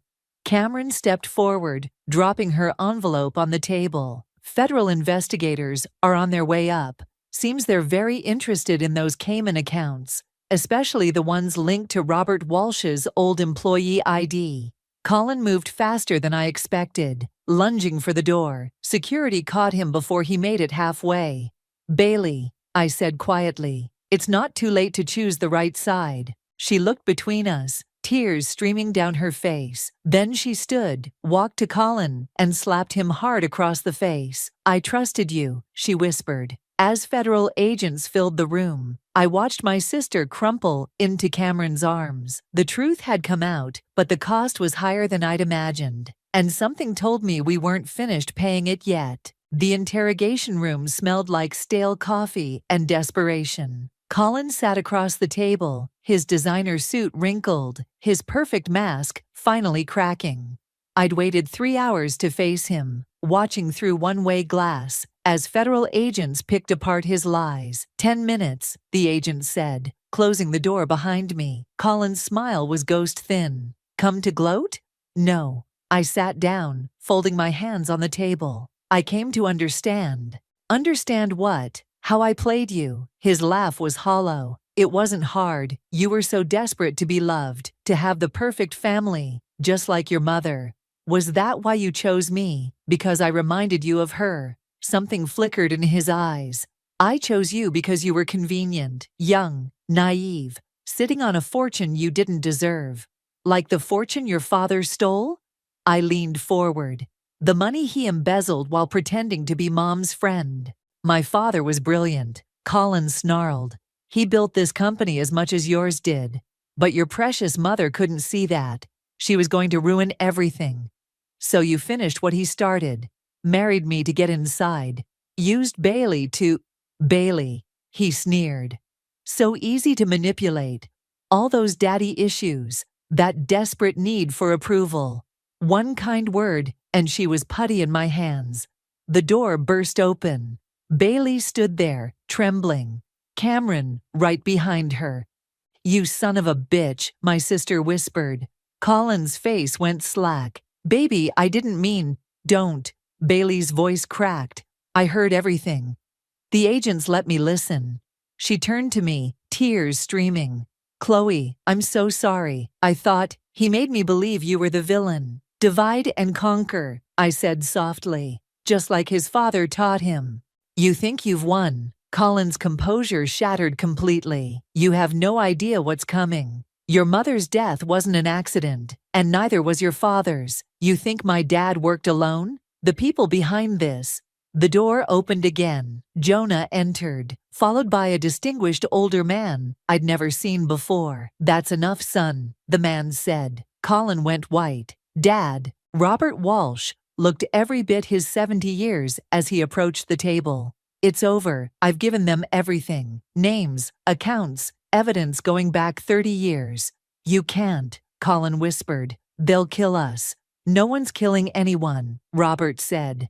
I made a deal. Full immunity in exchange for testimony against the entire network. I stared at the man who'd helped destroy my family. Why now? He met my eyes, and I saw genuine grief there. Because your mother was right about everything. And watching my son destroy another generation. I couldn't live with it anymore. Colin lunged across the table, hands reaching for his father's throat.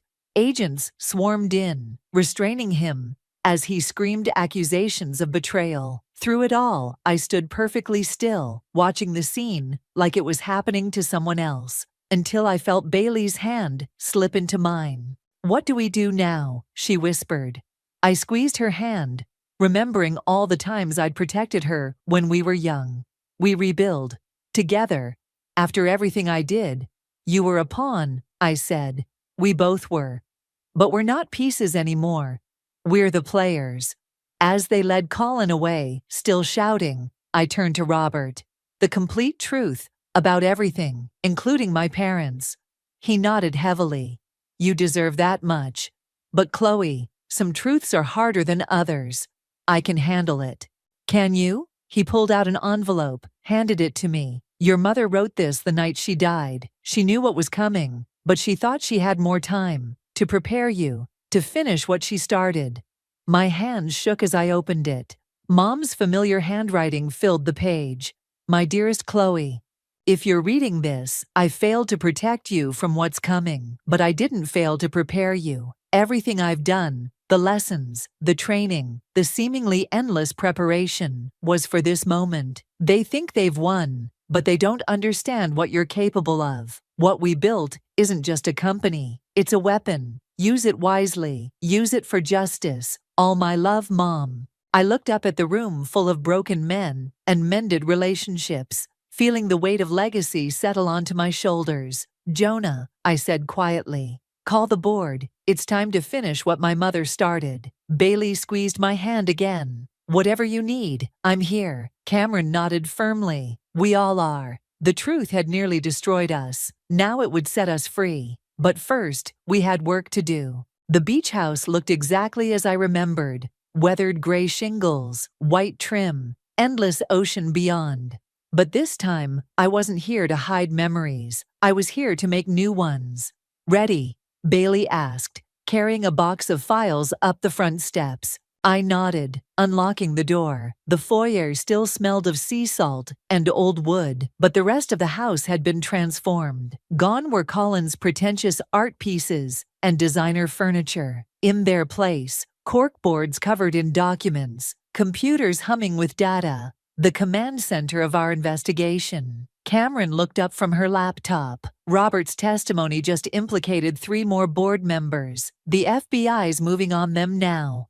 Good. I spread Mom's letter on the kitchen island, my touchstone these past weeks. What about the offshore accounts? Frozen, Jonah reported. Every penny they stole is being traced. But Chloe, he hesitated. There's something else. Something about your father's death. My heart stuttered.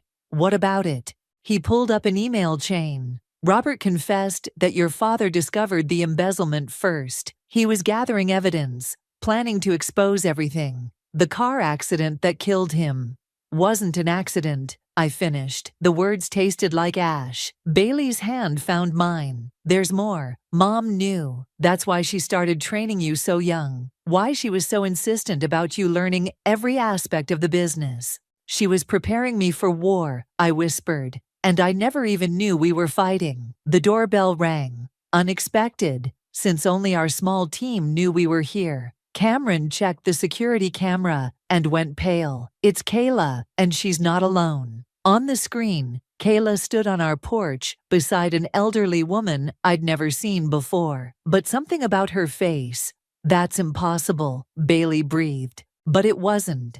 When I opened the door, I found myself staring into eyes exactly like my mother's. Hello, Chloe, the woman said softly. I'm your Aunt Margaret, your mother's twin. The aunt we'd been told died before we were born. The aunt whose existence had been erased from every family record. I know this is a shock, Kayla said quickly.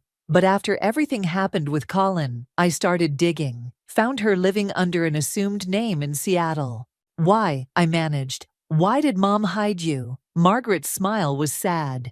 To protect me, and you. I was the company's original CFO, before your mother. I discovered the corruption first, tried to fight it. They tried to kill me, just like they later killed your father. Your mother helped me disappear, then took my place fighting them. And now? Bailey asked. Now I have 30 years of evidence against every person involved in this conspiracy. Names, dates, transactions, everything your mother and I collected. Together with Robert's testimony, we can end this, I finished. All of it. The next hours were a blur of revelations. Margaret's evidence filled in every gap, connected every dot.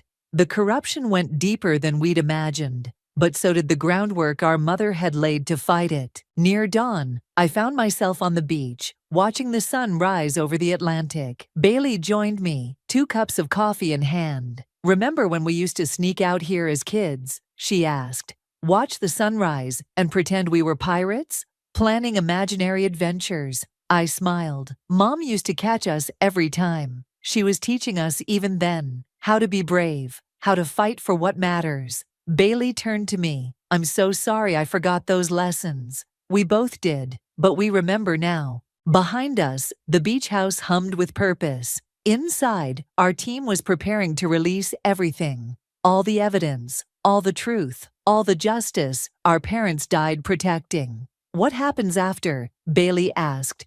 When this is all over? I thought of Mom's letter, of the weapon she'd built disguised as a company, of the strength she'd planted in me, disguised as business lessons. We keep fighting, I said, not for revenge anymore, for something bigger. The sunrise painted the waves gold, like possibility made liquid. In that light, I could almost see Mom watching us, not the grieving daughter and the manipulated sister, but the warriors she'd raised us to be. Together, Bailey asked. I took her hand, feeling the weight of legacy transform into purpose. Together, I promised. We have a lot of work to do. The sun cleared the horizon, burning away the last shadows of our old life. Ahead lay truth, justice, and the real adventure our mother had prepared us for all along. This time, we were ready. I thought tonight would be perfect. That's the thing about perfect moments. They're so fragile they shatter if you look at them too closely.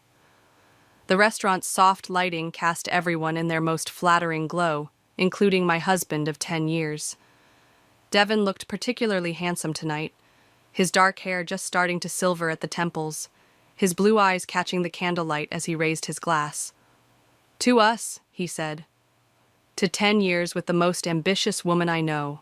I smiled, clinking my glass against his. The champagne tasted expensive and crisp, exactly what you'd expect at Oriole, where the waitstaff knew us by name and never rushed us through our meals. Devin had arranged everything. The corner table overlooking the city, my favorite flowers, even the small velvet box sitting between us that I was pretending not to notice. You're staring at it, he said, amusement playing at the corners of his mouth. I'm not, I lied, taking another sip of champagne. Open it, Melanie. I set down my glass and reached for the box, feeling a flutter of anticipation. 10 years of marriage, and he could still make my heart race.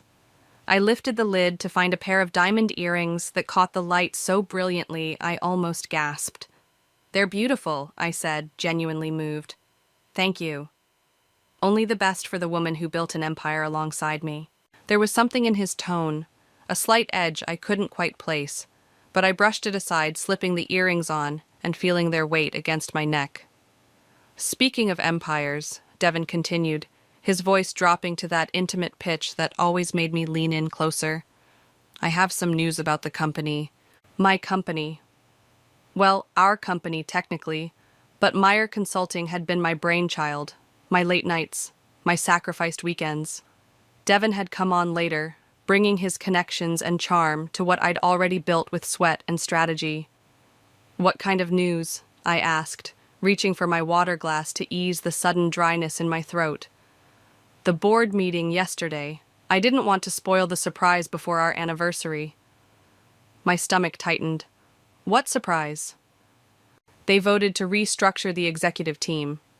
His smile remained perfectly in place. Effective immediately, I'll be taking over as CEO. The water glass froze halfway to my lips. That's not possible. I'm the CEO. We're the CEO, he corrected gently, as if explaining something to a child. The board felt we needed fresh leadership for the expansion into European markets. The board can't make that decision without me. I hold controlling interest. Devin's smile shifted into something I'd never seen before, or perhaps had never allowed myself to see. Not anymore. The stock transfers went through last week. What stock transfers? My voice sounded distant, like it belonged to someone else. He reached across the table, covering my hand with his. His wedding ring caught the light, the gold band I'd placed there a decade ago. Don't worry. You'll still have a role as creative director. Your vision is valuable, Melanie, just not your management style. I pulled my hand away. This is illegal. You can't transfer my shares without my signature. Actually, I can. Remember that power of attorney you signed when we were dealing with your father's estate? It had some rather broad language. He took a casual sip of champagne. Your father always said you were brilliant, but careless with details. The restaurant seemed to tilt around me. My father had been dead for 3 years. Devin had been planning this for at least that long. Why? The question came out as barely more than a whisper. Business is business, he said with a small shrug. You built something remarkable, but you've hit your ceiling. The investors agree. The company needs someone who can take it global. Someone like you. The words tasted bitter. Exactly like me. His tone was almost gentle. You're too emotional, too attached to the original vision. Sometimes you need to burn things down to build them higher. I thought of all the nights I'd worked while he networked, all the clients I'd secured while he charmed. I'd believed we were a team. What a fucking joke. So this dinner, the earrings, what is this? A consolation prize? I touched one of the diamonds, suddenly wanting to rip it from my ear. It's an anniversary gift, he said, sounding genuinely confused by my reaction. I thought you'd be relieved. You've been working too hard for too long. Now you can focus on the creative side without all the pressure. The waiter approached with our appetizers, his practiced smile faltering slightly as he sensed the tension. Is everything all right with your champagne? Everything's perfect, Devon answered smoothly. My wife is just a bit overwhelmed. It's our anniversary. The waiter nodded and retreated. I stared at the food in front of me. Tuna tartare arranged in a perfect circle, garnished with microgreens and edible flowers. My stomach churned. You should eat, Devon said, lifting his fork. And try to see this as an opportunity. Change can be good for us. I looked at him, really looked at him, and wondered how I'd missed the stranger sitting across from me all these years. But I forced my lips into a smile, one I'd perfected in boardrooms full of men who underestimated me. You're right, I said, picking up my fork. I'm sure you have more surprises planned for tonight. His eyes lit up, mistaking my calm for acceptance. That's my girl. And yes, actually, I do have more surprises. This is just the beginning. I bet it is, I thought, taking a bite I couldn't taste. And so is this. I spent the rest of our anniversary dinner in a fog, nodding at appropriate intervals while my mind raced through every document I'd signed in the past 3 years. The power of attorney had been for handling my father's accounts while I was in Shanghai closing our biggest deal to date. I'd trusted Devon completely. Ready to head home? He asked, signing the check with a flourish. Home. The penthouse we'd bought together when Meyer Consulting landed its first $1 million client. Another thing he could probably take from me with the stroke of a pen. Actually, I said, sliding my chair back, I'm meeting Michaela for drinks. His eyebrows rose slightly. Tonight? It's our anniversary.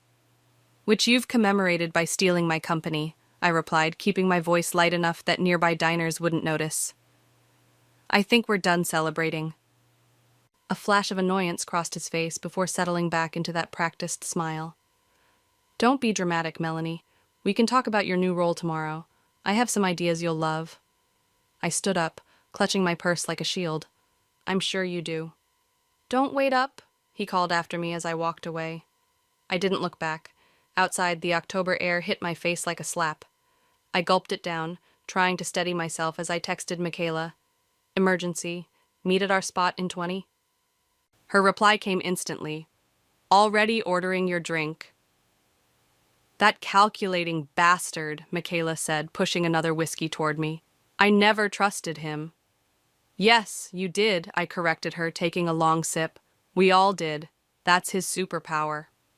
We were tucked into the back booth at O'Malley's, a dive bar we'd frequented since our 20s. The place was a stark contrast to Oriole. Sticky floors instead of white tablecloths, neon beer signs instead of candlelight. It felt more honest. What are you going to do? She asked. I stared into my glass. I don't know yet. Call a lawyer, obviously. Call Lionel, she suggested. He's ruthless. He's also expensive. So, you're rich. Am I? I laughed bitterly. I need to check what else Devon's done. For all I know, he's drained our accounts too. Michaela's eyes widened. Would he go that far? 24 hours ago, I would have said no. I finished my drink in one burning swallow. Now I have no idea what he's capable of. My phone buzzed with a text from Reagan, my executive assistant. Just heard the news. Call me when you can. My stomach dropped. He's already telling people at the office. Of course he is. Michaela said. He needs to control the narrative. I thought about Reagan. Young, ambitious, loyal. She'd been with me for 3 years, watching and learning. Would she stay loyal now that power had shifted? I need to go home and get some things, I said, standing up. Before Devin changes the locks or something. Michaela grabbed my arm. Stay with me tonight. Whatever you need, get it tomorrow when he's at the office. I hesitated, then nodded. You're right. I need to think clearly first. I slept fitfully on Michaela's couch, dreaming of falling from great heights. By morning, my shock had hardened into something colder and more focused. I waited until 9:30, when I knew Devin would be at the office, my office, before going home. The penthouse was silent when I entered. I moved quickly to our bedroom, pulling out a suitcase and filling it with essentials. As I grabbed my jewelry box, I noticed the diamond earrings from last night sitting on my vanity. I left them there. In Devin's closet, I paused. His suits hung in perfect rows, color-coordinated, each one worth more than what most people made in a month. I ran my fingers along the sleeves, remembering how I used to straighten his ties before big meetings. Something caught my eye. A small safe in the back corner that hadn't been there before. My heart raced as I knelt down to examine it. Keypad entry, high-end model. When had he installed this? I tried our anniversary date 1012. Nothing, his birthday 0827, nothing. On a hunch, I tried the date Meyer Consulting was founded, 0516. The safe clicked open. Inside were stacks of documents, financial statements, contracts, emails printed and organized in folders. I pulled them out with shaking hands, scanning the contents. They detailed years of planning, conversations with board members, secret meetings with investors. One name appeared repeatedly, Ciara Kelly, our head of international development. I found a photo of them together at a hotel bar in Singapore, his hand on her waist, her lips close to his ear. The date stamp showed it was taken during a business trip 3 months ago, a trip I was supposed to attend, but canceled when my mother had her surgery. Buried beneath everything was a document outlining Project Phoenix, a complete restructuring of Meyer Consulting that eliminated nearly every initiative I'd championed. My client relationships, my mentorship program for women in business, my ethical investment guidelines, all marked for phase-out. My hands were steady as I took photos of everything with my phone. The grief I'd felt last night was burning away, replaced by something hotter and cleaner. This wasn't just business. This was personal. My phone rang. Reagan. I answered immediately. Melanie, she whispered. I don't have much time. There's an emergency board meeting at noon. Devin's announcing a merger with Apex Global. My blood went cold. Apex was our biggest competitor, known for hostile takeovers and stripping companies for parts. He can't do that without, I started. He has the votes, she interrupted. Ciara's been working the board for months. I've been copying files for you, but I think they're watching me. What should I do? I looked down at the evidence in my hands. Keep your head down. Act normal. I'll contact you when it's safe.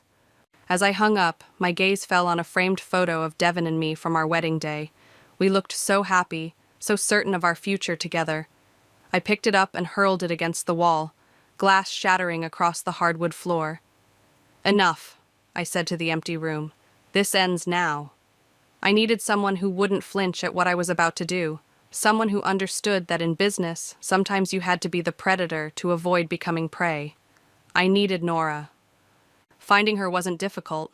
Nora Walker kept to her routines even in retirement. Every Wednesday morning, she took her coffee at the same corner table at Evergreen Cafe, reading financial papers and terrorizing young entrepreneurs who dared approach her for advice. When I walked in, her eyes flicked up from her newspaper, narrowed briefly, then returned to the article she was reading. I ordered a black coffee and slid into the seat across from her, without waiting for an invitation. You look like shit, she said without looking up. Good morning to you too. She folded her paper precisely and set it aside. Nora had been my first boss, my mentor, and occasionally my harshest critic. At 55, she'd retired from running one of the largest investment firms in the city, but her reputation still made grown men nervous in boardrooms. I assume this isn't a social call, she said, studying me over her reading glasses. I slid my phone across the table, open to the photos I'd taken of Devon's documents. I need your help. She scrolled through them methodically, her expression unchanging. When she finished, she pushed the phone back to me and took a long sip of her coffee. You married a snake, she said finally. I know that now. I told you 10 years ago. I gripped my coffee cup tighter. You told me he was ambitious. I told you he was the kind of ambitious that doesn't care who gets hurt. She leaned forward. But that's not important now. What matters is what you're going to do about it. I want to fight back, take back my company. And your dignity? She asked pointedly. I flinched. That too. Nora nodded slowly. You'll need a lawyer, not one of those corporate yes-men your firm keeps on retainer. I was thinking of Lionel Weaver. A rare smile crossed her face. Good. He's a shark. Call him today. She paused, considering. But legal action takes time. What's your immediate plan? I hesitated. I'd been so consumed by the betrayal that I hadn't thought beyond exposing Devon. I need to stop the merger with Apex. If that goes through, there won't be anything left of my company to save. Then you need leverage, Nora said simply. Something Apex wants more than they want Devon. My mind raced through possibilities. Our Asian market partnerships. Apex has been trying to break into Shanghai for years. And who controls those relationships? I do, personally. A small flame of hope flickered in my chest. The contracts are with me, not the company. Nora's eyes gleamed with approval. Now you're thinking like a businesswoman instead of a wounded wife. The distinction stung, but she was right. I needed to separate the personal betrayal from the business problem. There's something else, I said, lowering my voice. I found evidence that Devon's been working with Sierra Kelly to undermine me. They've been close. Sleeping together? Nora asked bluntly. I nodded, the admission making my throat tight. Use it if you need to, she said without sympathy. But remember, exposing their affair might satisfy your pride, but it won't get your company back. As I left the cafe, my phone buzzed with a text from an unknown number. This is Lionel. Nora said you need help. My office, 2 p.m. Lionel Weaver's office was nothing like I expected. Instead of gleaming glass and chrome, it was all worn leather and dark wood, like stepping into an old detective novel. The man himself matched the decor. Rumpled suit, perpetual 5 o'clock shadow, eyes that missed nothing. So, he said after I'd laid out my situation, your husband stole your company using a power of attorney you signed. He's planning to sell it to your biggest competitor, and he's sleeping with one of your executives. That about covers it. He leaned back in his chair. And you want it all back? Yes. Why? The question caught me off guard. What do you mean, why? It's my company. Companies get bought and sold every day, he said, watching me carefully. You could take what's left of your money, start something new. Why fight this battle? I opened my mouth to answer, then closed it again. The truth was complicated.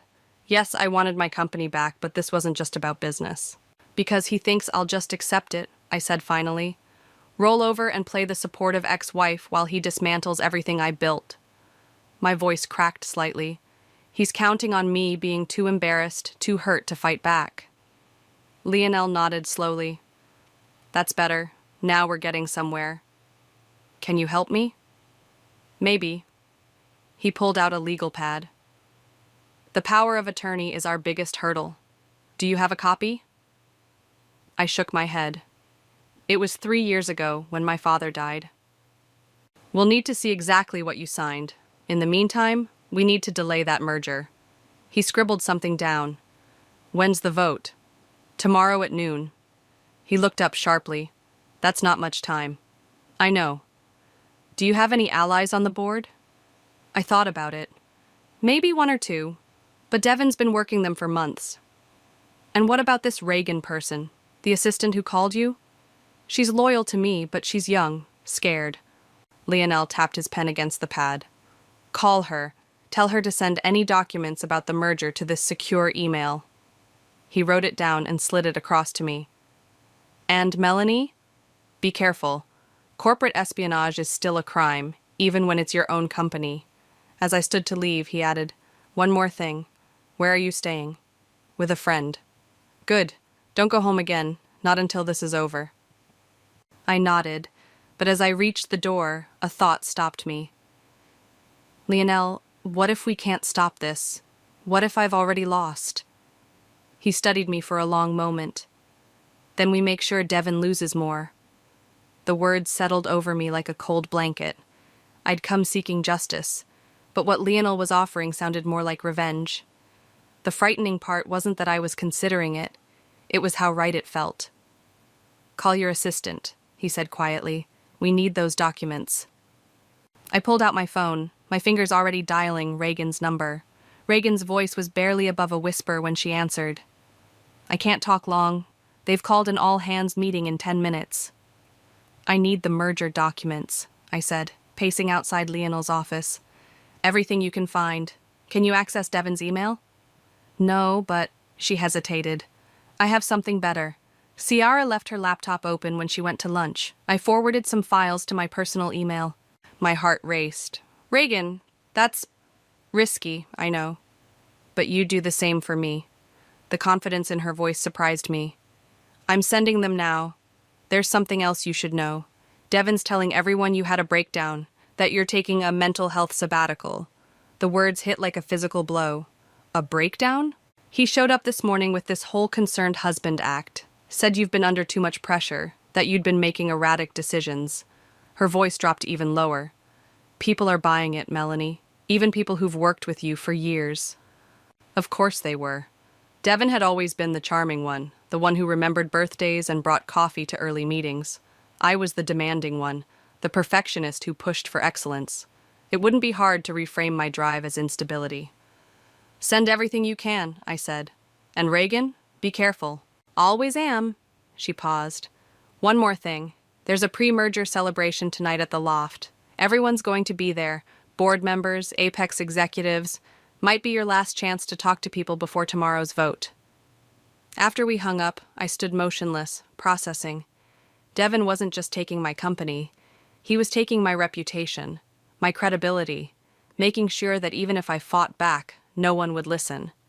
"It's worse than we thought," Lionel said, scanning through the documents Reagan had sent. We'd been holed up in his office for hours, piecing together Devin's plan. "The merger isn't just a merger. Apex is going to absorb Meyer Consulting completely, then spin off the parts they don't want." "Which parts?" I asked, though I already knew.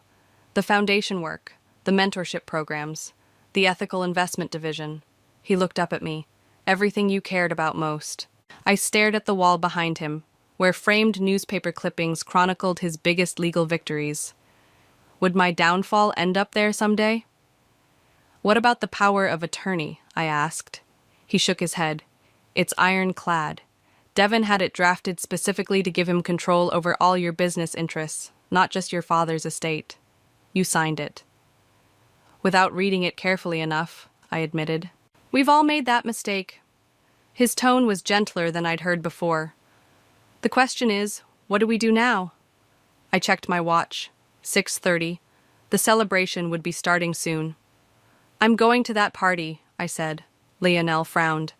"That's not a good idea. You'll be walking into hostile territory." "Exactly. They won't expect it." I stood up, smoothing down my wrinkled blouse. "I need to change first." "Melanie," he said, his voice serious, "what's your plan here?" I met his gaze steadily. "To remind them who built Meyer Consulting, and to make sure they know exactly what they're throwing away." Michaela stared at me like I'd lost my mind. "You want to crash a party where your cheating husband and his mistress are celebrating stealing your company?" "Yes." I rummaged through her closet, looking for something to wear. My own clothes were still at the penthouse. "I need to borrow a dress." "This is insane," she said, but she was already pulling out options. "What if Devin makes a scene?" "He won't," I said with certainty. "Public scenes aren't his style. He'll play the concerned husband, try to hustle me out quietly." She handed me a black dress with a neckline that dipped just low enough to be noticeable without being inappropriate. "And what will you do?" "I'll talk to the board members, plant seeds of doubt about the merger." "With what leverage? You said yourself that Devin has the votes locked up." I slipped into the dress and turned to the mirror. Without my usual polished appearance, with shadows under my eyes and my hair hastily styled, I looked different, vulnerable, human. Maybe that's my leverage, I murmured. Michaela appeared behind me in the reflection. What do you mean? Devon's painting me as unstable, right? The crazy wife who couldn't handle the pressure? I turned to face her. What if I lean into that? Just enough to make people uncomfortable, to make them wonder what else he might be lying about. That's risky, she said slowly. You've spent your whole career being taken seriously, and now I have nothing to lose. I slipped on the heels she'd laid out. Are you coming with me? She grabbed her purse without hesitation.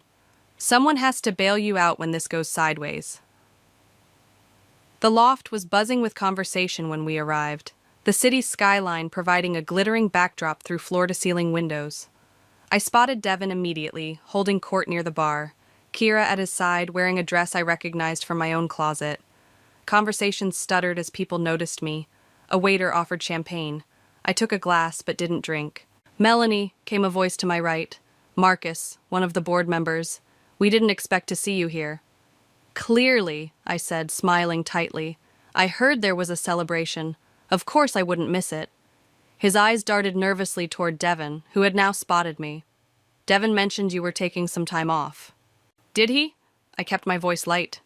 How thoughtful of him to be concerned. But I'm feeling much better now. Clear-headed enough to wonder why my board is rushing into a merger without proper due diligence. Marcus's expression shifted from discomfort to wariness. The documentation is quite thorough. Is it? Have you seen the projections for what happens to our Asian partnerships after the merger? Because I have. Before he could respond, Devon appeared at his side, his smile fixed in place. Melanie, this is a surprise. Is it? I met his gaze directly. I thought you'd be expecting me. After all, we're still partners, aren't we? In business and in life? The challenge hung between us. Around us, conversations had hushed as people strained to listen. Of course, he said smoothly. Though I'm concerned you're pushing yourself too hard. Why don't we talk privately? As he reached for my arm, I stepped back, bumping into someone. My champagne splashed across the front of Kiara's dress. Oh, I said, not bothering to sound sincere. How clumsy of me. Kiara's mouth opened in shock as the champagne darkened the fabric of her dress. My dress. For a moment, the room went completely silent. I think you've had enough, Devon said quietly, his fingers closing around my upper arm. To everyone watching, he probably looked like a concerned husband. Only I could feel how his nails dug into my skin.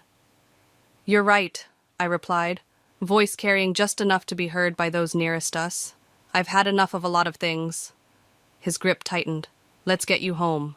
I'm not going anywhere with you. I pulled away, turning to face the small crowd that had gathered. I apologize for the interruption, everyone. Please, enjoy celebrating the dismantling of everything I've built over the last decade. Marcus stepped forward, discomfort evident on his face. Melanie, perhaps this isn't the best venue. For what? The truth? I locked eyes with him. Tell me, Marcus, did Devon show you the real projections for what happens to our Asian partnerships after the merger? Or just the fantasy numbers Apex provided? A flash of uncertainty crossed his face. Good. A seed planted. This is exactly what I was concerned about, Devon said, addressing the room with practiced sympathy. Melanie's been under tremendous strain, making accusations, seeing conspiracies. Like the conspiracy of you sleeping with Kiara while planning to steal my company? The words came out before I could stop them. Gasps rippled through the crowd. Kiara's face flushed deep red as she backed away, still dabbing at her ruined dress. Devon's expression hardened for just an instant before smoothing into concern again. This is what I mean, these paranoid delusions. I have the hotel receipts, Devon. A bluff, but a calculated one. Singapore, 3 months ago. Something flashed in his eyes. Fear, maybe, or just surprise that I knew. It was enough to make several board members exchange glances. I think we should continue this conversation privately, he said, voice tight. I agree, came a new voice. I turned to see Nora Walker cutting through the crowd like an icebreaker through thin ice. In fact, I insist on it. Relief washed over me. I hadn't expected her to come. Nora, Devon said, recovering quickly. I didn't realize you were invited. I wasn't, she replied coolly. But when I heard Melanie was making an appearance, I thought she might need backup. She turned to the crowd. For those who don't know me, I'm Nora Walker. I mentored Melanie when she was building Meyer Consulting from nothing but ambition and brilliance. Her gaze swept the room, lingering on board members. And I'm very interested in why this merger is being rushed through without standard due diligence. Almost as if someone's afraid of what might be discovered with proper scrutiny. The atmosphere shifted perceptibly. Nora's reputation carried weight that even Devon couldn't easily dismiss. We should go, Michaela whispered in my ear. You've made your point. She was right. I'd created exactly the disruption I'd intended. As Nora engaged several board members in conversation, Michaela and I slipped toward the exit. Devon caught up to us at the elevator. That was quite a performance, he said, voice low and dangerous. But it changes nothing. The vote happens tomorrow, and I have the numbers. I met his gaze steadily. We'll see. You're only hurting yourself, Melanie. Walk away now, take the settlement I'm prepared to offer, and you can still have a career somewhere else. The elevator doors opened. As I stepped inside, I turned back to him. You know what your mistake was, Devon? You taught me too well. Never show mercy in business. His face hardened as the doors closed between us. That was either incredibly brave or incredibly stupid, Michaela said as we rode down to the lobby. Maybe both. I leaned against the elevator wall, suddenly exhausted. The adrenaline that had carried me through the confrontation was fading, leaving me shaky. Did you see their faces? I asked. The board members, they're having doubts. Doubts aren't enough to change votes, she pointed out, not when contracts are already drawn up. The elevator doors opened to the lobby, where a familiar figure waited. Reagan, her expression tense. What are you doing here? I asked, alarmed. If Devon sees you... I had to risk it, she said, pulling me aside. They fired me an hour ago, said I was accessing files I shouldn't have. My stomach dropped. Reagan, I'm so sorry. Don't be. I knew the risk. She glanced around nervously. But there's something you need to know. The Apex CEO, Thomas, he's upstairs right now having second thoughts about the merger. What? Why? Your Asian partners. When they heard about the merger, 3 of them called to say they'd pull out if Apex takes over. Apparently, they had some bad history with Apex in the past. My mind raced. The partnerships I'd cultivated personally over years of relationship building. Of course they'd be loyal to me, not the company structure. This changes everything, I said. If Apex is getting cold feet... Devon's scrambling to save the deal, Reagan continued. He's offering Thomas something else to sweeten the pot. What? She hesitated. Your client list. All your personal connections.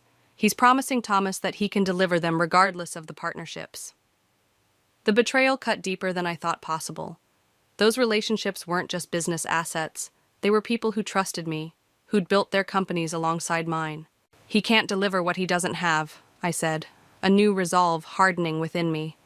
Those relationships are with me, not Meyer Consulting. Michaela touched my arm. What are you thinking? I pulled out my phone. I need to make some calls, tonight.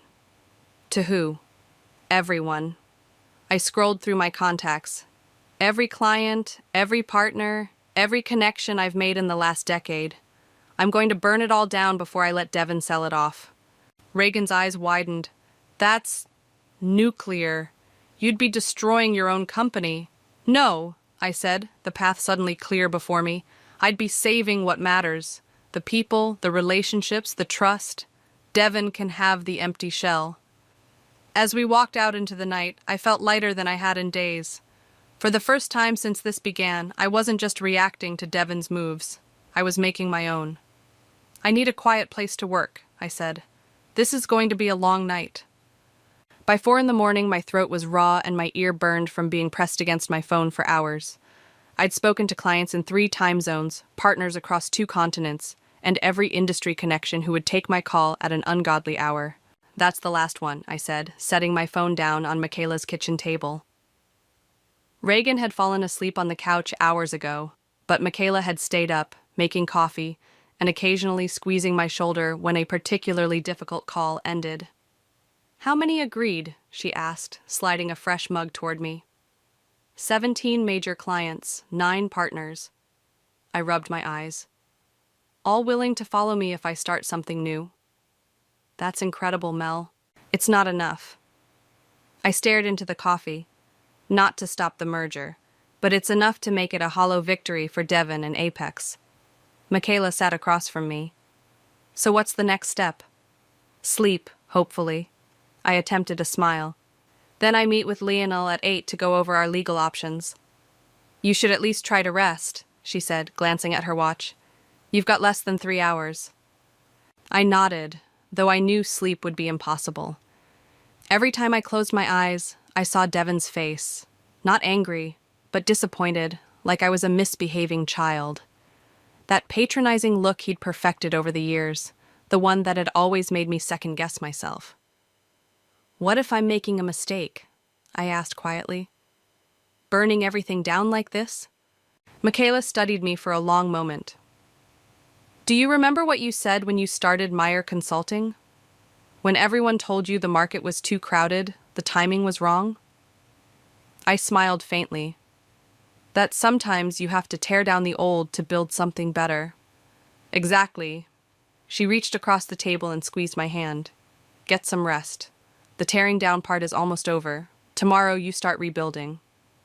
Lionel's office looked different in the harsh morning light. Less film noir, more pragmatic workspace. Or maybe it was just my exhaustion altering my perception. You look like you haven't slept, he said as I slumped into the chair across from his desk. Astute observation. Is that why they pay you the big bucks? He smiled slightly. That, and my charming personality. He pushed a folder toward me. I've been doing some digging into Apex. Their financials aren't as solid as they want people to believe. I flipped through the documents, trying to focus my bleary eyes. How does this help us? It doesn't stop the merger, he admitted. But it gives us leverage for your exit package. If Apex is overextending to make this acquisition, they'll want to avoid any additional complications. Like a messy public lawsuit from the founder? Exactly. He leaned forward. Melanie, I need to ask you something important. What do you want out of this? I blinked at him. What do you mean? I mean, what's your end game? Do you want money, revenge, your company back? Because each of those requires a different strategy. The question caught me off guard. I'd been so focused on stopping Devon that I hadn't clearly defined what victory would look like. I paused, really thinking about it. I want to protect what I built, the relationships, the culture, the mission, and I want Devon to face consequences for what he did. Lionel nodded slowly. Then we need to be smarter than just burning it all down. We need to be strategic. My phone buzzed with a text from Reagan. Emergency. Board meeting moved up to 10 a.m. Devon knows what you're doing. Shit, I muttered, showing Lionel the message. We're running out of time. He checked his watch. It's 8:30 now. Not much time to prepare. Prepare for what? We can't stop the vote. No, he agreed. But you can be there when it happens. The Meyer Consulting boardroom fell silent when I walked in at 9:55. 8 board members sat around the polished table, with Devon at the head. His eyes widened briefly before narrowing. Melanie, he said, recovering quickly. This is a closed meeting. I'm still a shareholder, I replied, taking the empty seat at the opposite end of the table. I have a right to be here. Marcus cleared his throat uncomfortably. Given the circumstances, I interrupted, are that you're about to vote on selling this company to Apex Global without full information. Devon's jaw tightened. We've provided all relevant documentation, except for the fact that 17 of our major clients have indicated they'll terminate their contracts if this merger goes through. I placed a folder on the table. Or, that 9 of our international partners have expressed the same intention. Murmurs rippled around the table. Devon's face flushed with anger. This is a desperate attempt to disrupt a beneficial business transaction, he said. Melanie has been contacting clients directly, making misleading statements. I told them the truth, I countered. That the company they trusted is being gutted and sold for parts. That the ethical standards they valued will be abandoned under Apex's management.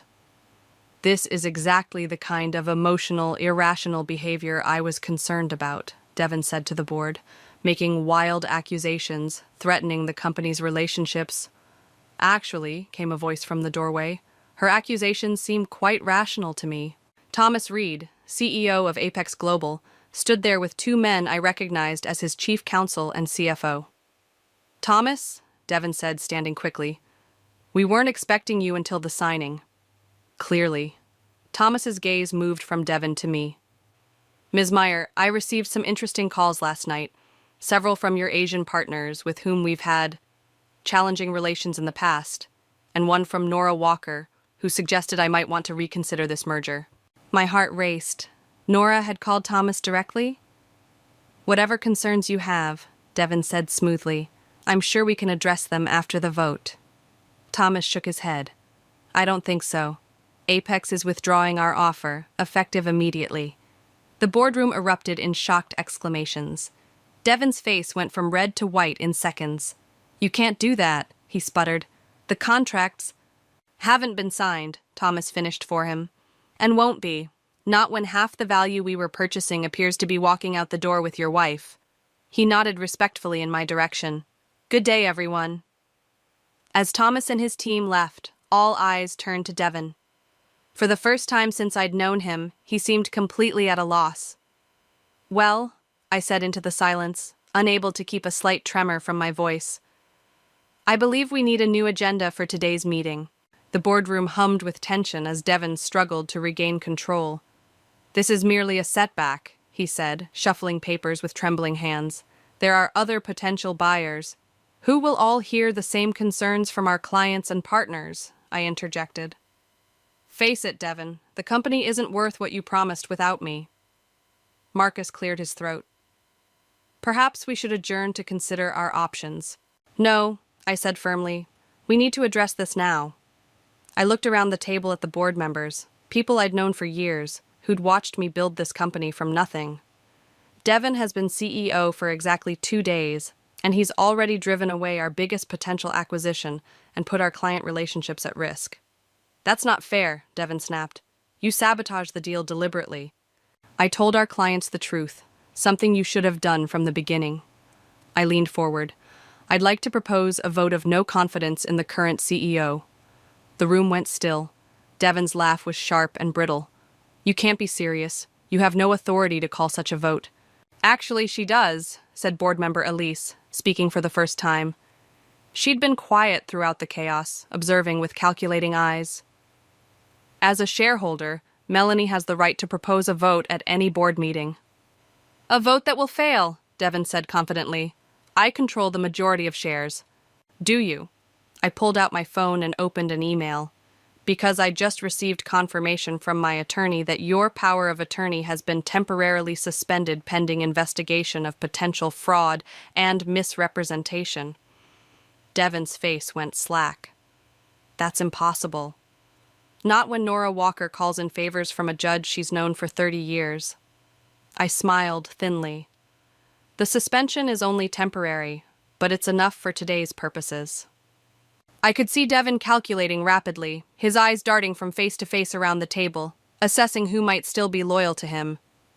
Even without my shares, you don't have the votes, he said, but uncertainty had crept into his voice. Let's find out. I looked at Marcus. As board chair, would you please call the vote? Marcus hesitated, glancing between Devon and me. I could see the calculation in his eyes, which side to choose, which horse to back. Finally, he nodded. I call for a vote of no confidence in Devon Meyer as CEO of Meyer Consulting. He looked around the table. Those in favor? Elise's hand went up immediately. Then another board member, then another. I held my breath as the count reached 4, a tie with those still loyal to Devon. All eyes turned to Marcus, whose hand remained on the table. The deciding vote. "Marcus," Devin said, his voice low and persuasive, "think about what you're doing. Everything we've discussed for the future of this company." "I am thinking about the future," Marcus replied quietly. He raised his hand. "In favor." The air left Devin's lungs in an audible rush. "This is a mistake," he said, looking around the table. "A terrible mistake that you'll all regret." "The vote carries," Marcus announced, ignoring him. "Devin Meyer is removed as CEO, effective immediately." He turned to me. "The board will need to appoint an interim CEO while we conduct a proper search." "I'd like to nominate Melanie Meyer to return to her position," Elise said promptly. My heart skipped. I hadn't expected this, had been prepared to walk away, start something new.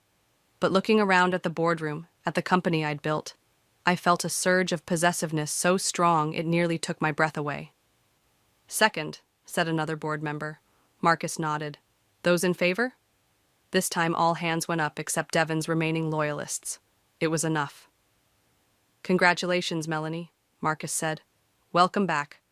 Devin stood abruptly, his chair scraping against the floor. "This isn't over," he said, voice tight with fury. "You think you've won, but you've just declared war." I met his gaze steadily. "No, Devin. The war is over. You lost." As he stormed toward the door, I called after him. "One more thing." He paused but didn't turn. "I want my dress back. The black Valentino that Chiara was wearing last night. Have it dry cleaned and sent to my office." A muscle twitched in his jaw as he walked out without another word. The room exhaled collectively. Marcus turned to me. "What now?" I took a deep breath, feeling the weight of responsibility settling back onto my shoulders. It felt right. It felt like coming home. "Now we rebuild," I said, starting with calling Thomas Reed to apologize for the confusion and see if Apex might be interested in a strategic partnership instead of an acquisition. As the board members nodded approvingly, I felt a strange sense of gratitude toward Devin. In trying to destroy me, he'd forced me to fight for what mattered, and in the process, discover just how strong I really was. "If you'll excuse me," I said, standing up, "I need to make some calls. We have clients and partners to reassure." I walked out of the boardroom with my head high, past the desk where Reagan had sat, past the corner office that had briefly been Devin's, to the large glass-walled space that had always been mine. My name was still on the door. Inside, I ran my fingers along the edge of my desk, reacquainting myself with its smooth surface. Through the glass walls, I could see employees watching me, whispering to each other. News traveled fast. I picked up the phone and dialed Michaela first. "It's done," I said when she answered. "I'm back." "Never doubted you for a second," she replied, but I could hear the relief in her voice. As I hung up, I noticed a small velvet box on my desk, the diamond earrings Devin had given me on our anniversary. There was no note, no explanation for how they'd gotten there. I opened the box, looking at the sparkling stones that had once seemed so beautiful. Now they just looked cold and hard, like Devin's eyes when his mask had finally slipped. I closed the box and dropped it into my desk drawer. Some gifts were too expensive, no matter how they sparkled. The divorce papers arrived on my desk exactly 1 week after the boardroom showdown. I signed them without hesitation, a quick scrawl that ended 10 years of marriage in less time than it takes to approve an expense report. The irony wasn't lost on me. "Are you sure you don't want to negotiate for more?" Lionel asked as I handed the papers back to him. "He's offering a clean split just to avoid publicity, but we could push for—" "I don't want anything from him," I said. "Just my freedom and my company." Lionel nodded, tucking the papers into his briefcase. "For what it's worth, I think you're making the right choice. Clean breaks heal faster." After he left, I stood at my office window, watching the city buzz below. The past week had been a blur of client meetings, staff reassurances, and damage control. I'd barely had time to process what had happened, let alone how I felt about it. My intercom buzzed. "Melanie, Reagan's here to see you." I smiled at the sound of my new assistant's voice. "Send her in." Reagan entered, looking more polished than I'd ever seen her, tailored blazer, confident stride. She'd accepted my offer to return with one condition: a promotion to project manager. "The partnership agreement with Apex is ready for your review," she said, placing a folder on my desk. "Thomas wants to move forward as soon as possible." "Thank you." I gestured to the chair across from me. "Sit for a minute." She sat, watching me with curious eyes. "Everything okay?" "I just signed my divorce papers." "Oh." Her expression softened. "How does it feel?" I considered the question. "Like taking off shoes that never quite fit right. Relief, mostly." She nodded, understanding. "I have something for you, actually. I wasn't sure when to give it to you, but maybe now is the right time." She pulled a flash drive from her pocket and placed it on my desk. "What's this?" "Everything Devin didn't want you to see." Her eyes met mine steadily. "I've been making copies of his files for months." I stared at her, stunned. "Months? Before any of this happened?" She nodded. "I noticed things changing last fall. The private meetings, the calls he'd take in the stairwell, how he started excluding you from client conversations." She shrugged. "It didn't feel right." "Why didn't you tell me?" "Would you have believed me?" she asked simply. "You trusted him." The truth of it stung. I wouldn't have believed her, would have defended Devin, maybe even fired Reagan for disloyalty. "Thank you," I said, picking up the flash drive, "for seeing what I couldn't." After she left, I plugged it in, not sure what to expect. What I found was worse than I'd imagined. Emails dating back 18 months, detailing Devin's plan to push me out, conversations with board members, carefully cultivating their support, financial projections doctored to make my initiatives look less successful than they were, and there, in a folder labeled Contingencies, a document outlining exactly how he'd use my father's death against me. He'd planned it all while holding me as I cried, while promising to handle the details so I could grieve. My hands shook as I closed the files. I'd thought I understood the depth of his betrayal. I hadn't even scratched the surface. The penthouse felt cavernous as I packed the last of my things. I'd decided to sell it. Too many memories. Too much Devin in every corner. Michaela had offered her guest room until I found a new place, but I'd booked a hotel instead. I needed neutral ground, space to think. As I zipped my suitcase, the front door opened. I froze, listening to familiar footsteps in the entryway. Devin appeared in the bedroom doorway, stopping short when he saw me. He looked thinner, the confident gleam in his eyes dimmed. "I thought you'd be at the office," he said. Clearly. I continued packing, refusing to let his presence disrupt my rhythm. "I'm almost done. The place is yours until it sells." He watched me for a moment.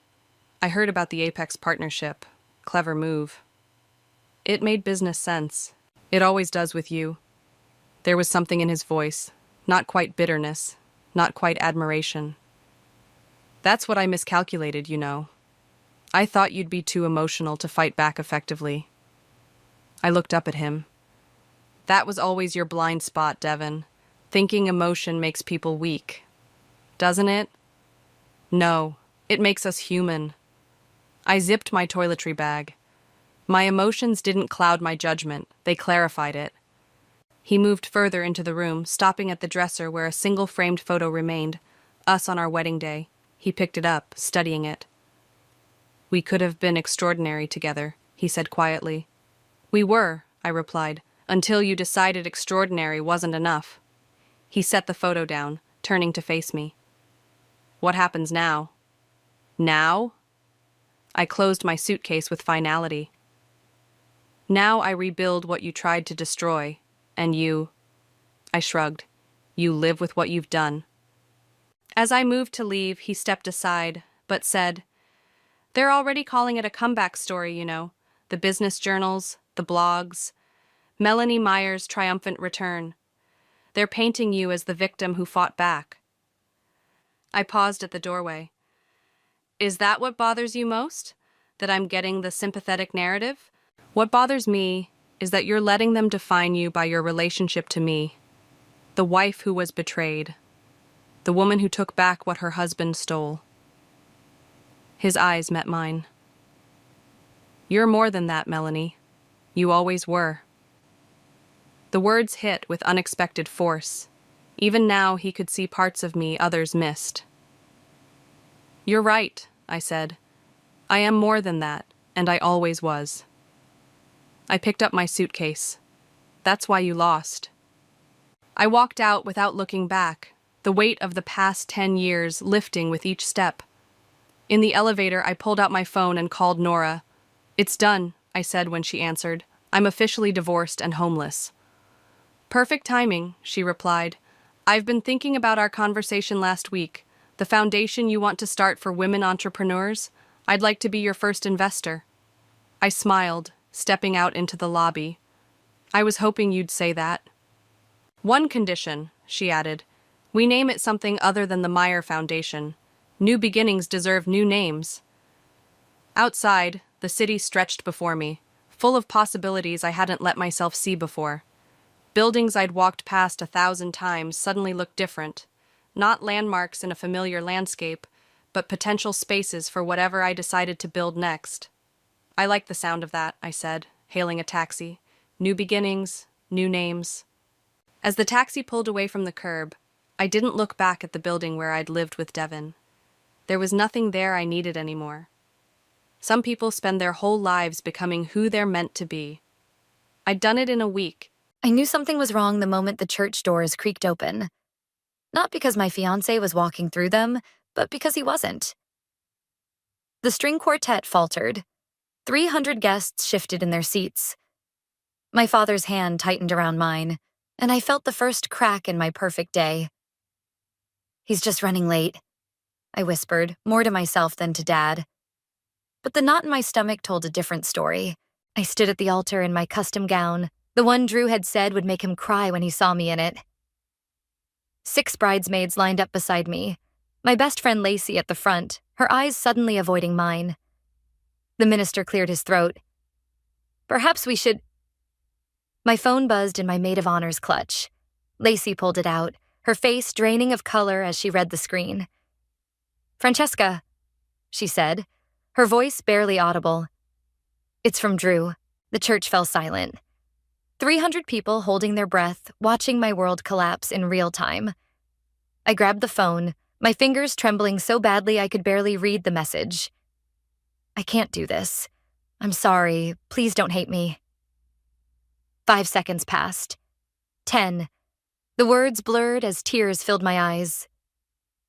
"Francesca?" My father's voice seemed to come from miles away. "Sweetheart, what is it?" I looked up at the concerned faces surrounding me. My mother in the front row, hand pressed to her mouth. My college roommates who had flown in from across the country. Drew's parents, confusion etched across their features. "He's not coming." The words felt like glass in my throat. "Drew isn't coming." The gasp that rippled through the church was like a physical blow. I stumbled backward, my veil catching on a candelabra. Someone steadied me. Madeline, I think, but I barely felt her touch. "There must be some mistake," Drew's mother said, rushing toward me. "Let me call him." I already tried. Zechariah, Drew's brother and best man, appeared at the side entrance, his face ashen. His phone's going straight to voicemail.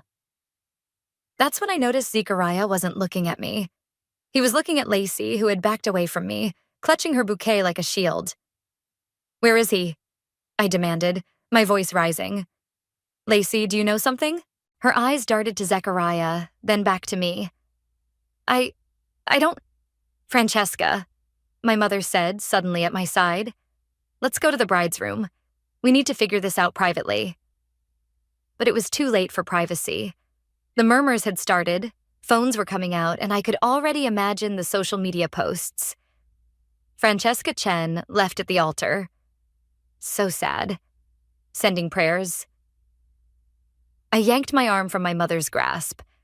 "No, I want answers. Now." Zechariah stepped forward, his expression grim. "Fran, please, not here." "Then where?" I demanded.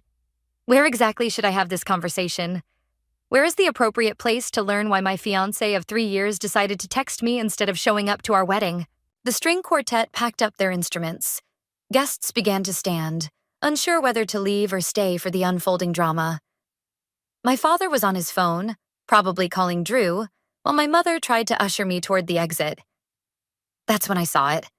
Lacey's hand resting protectively over her stomach. A gesture I'd seen before when my cousin was pregnant with her first child. The room tilted. Lacey? My voice didn't sound like my own. Are you pregnant? Her face crumpled. Zechariah made a strangled noise. And suddenly I knew. How long? I whispered. Lacey shook her head, tears streaming down her face. Fran, please. How long? I screamed, my voice echoing off the vaulted ceiling. 3 months, she whispered. 3 months. While she helped me choose flowers and cake flavors. While she zipped me into my wedding dress this morning and told me how lucky Drew was. Is it his? I asked, though I already knew the answer. She nodded, almost imperceptibly. The bouquet slipped from my fingers, white roses scattering across the marble floor. Someone was sobbing. My mother, maybe. Or one of my bridesmaids. I couldn't tell anymore. I turned to Zechariah, who looked like he might be sick. Did you know? His silence was answer enough. I'd planned this day for a year. The dress, the flowers, the vows I'd written myself. The honeymoon to Bali. The life we were supposed to start together. All of it. A lie. I walked down the aisle alone, my train dragging behind me like the remnants of a dream. Guests reached for me as I passed, offering condolences, but I couldn't hear them over the roaring in my ears. Outside, the May sunshine felt obscene. I stood on the church steps, my makeup ruined, my heart in pieces, as reality crashed over me in waves. Drew wasn't coming. My best friend was pregnant with his child. Everyone knew before I did. I sank onto the steps, white satin pooling around me, and made a promise to myself. This would not be the end of my story.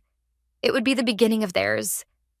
The next 3 days passed in a blur of unanswered calls, unopened sympathy cards, and empty wine bottles. I'd moved from my bed to the couch and back again, existing in a fog of betrayal so thick I could barely breathe through it. You need to eat something, Madeline said, setting a plate of toast on my coffee table. She'd been checking on me daily since the wedding. That wasn't, bringing food I wouldn't eat and offering comfort I couldn't accept. I'm not hungry. My voice was hoarse from crying. I don't care. Eat anyway. She pushed the plate closer. Starving yourself won't hurt them, Fran. It only hurts you. Them, Drew and Lacey, the names that had become poison in my mouth. I forced myself to take a bite of toast, nearly gagging on it. Have you heard anything? Madeline hesitated. They're staying at his parents' lake house. The toast turned to ash on my tongue. Our lake house. The one where Drew had proposed, where we'd planned to spend our anniversaries, where we'd talked about building a nursery someday. How thoughtful of his parents, I said, the bitterness scalding my throat. Providing a love nest for their son and his pregnant mistress. Fran, don't. I held up my hand. Don't defend them. Not to me. Madeline sighed, gathering the empty wine bottles from my coffee table. I'm not defending them. What they did is unforgivable. But you can't stay in this apartment forever, surrounded by this. She gestured to the wedding gifts still stacked in the corner, the framed engagement photos I hadn't had the strength to take down.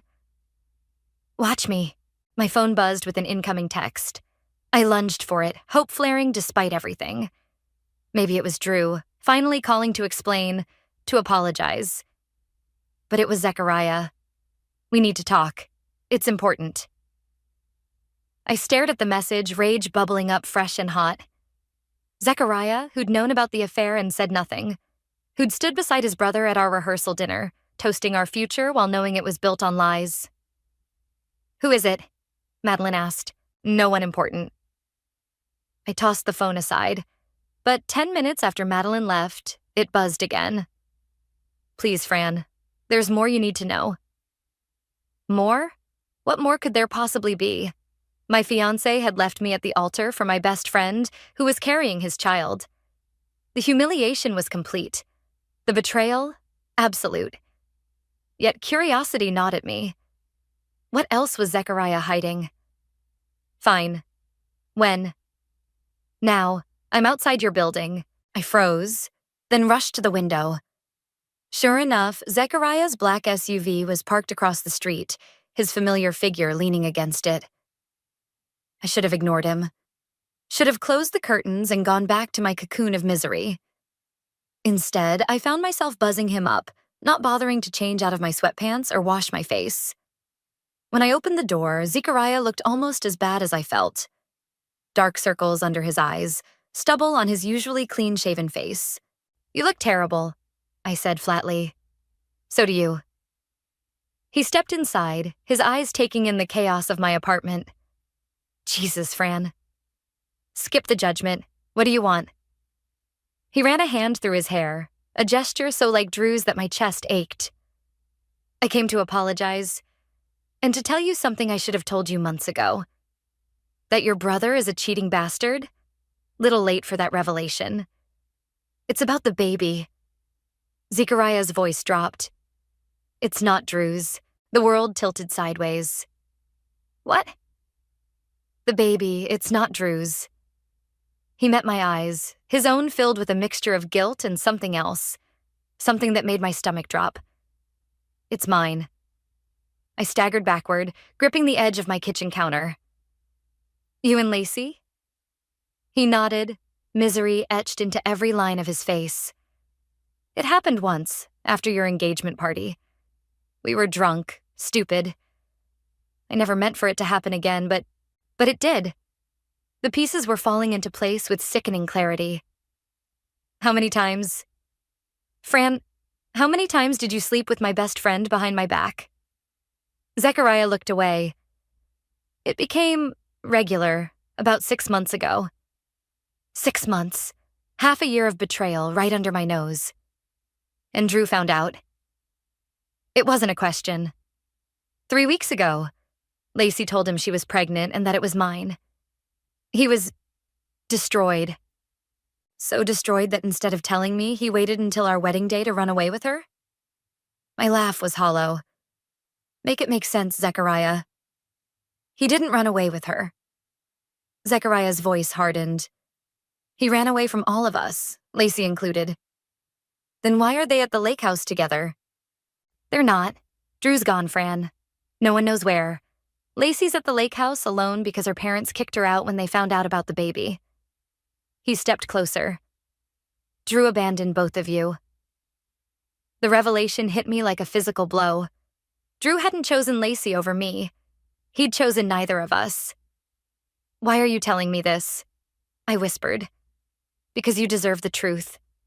And because—" Zechariah hesitated. "Because I need your help." "My help?" I laughed bitterly. "With what?" "Finding Drew. He's disappeared completely. No phone, no credit card activity. His passport is still at your apartment, so he hasn't left the country. But beyond that..." Zechariah's expression darkened. "I'm worried about what he might do." I stared at him, the implications sinking in. Drew, alone and desperate. Drew, who'd once told me that without me he had nothing to live for. "Why should I care?" I asked. But the tremor in my voice betrayed me, because despite everything, I know you do. Zechariah held my gaze. "And because when we find him, you deserve to be the one to make him face what he's done." I spent the night staring at my ceiling, Zechariah's words echoing in my head. Drew was missing. Not with Lacey. Just gone. Part of me, a vindictive, wounded part, wanted to say it wasn't my problem anymore. Let him disappear. Let him suffer. But another part, the part that had loved him for 3 years, couldn't stop imagining the worst. By morning, I'd made my decision. "I'll help you look for him," I told Zechariah over the phone. "But not for his sake. For mine. I need answers." "Thank you," he said, relief evident in his voice. "Can you meet me at his office? I'm going to talk to his assistant.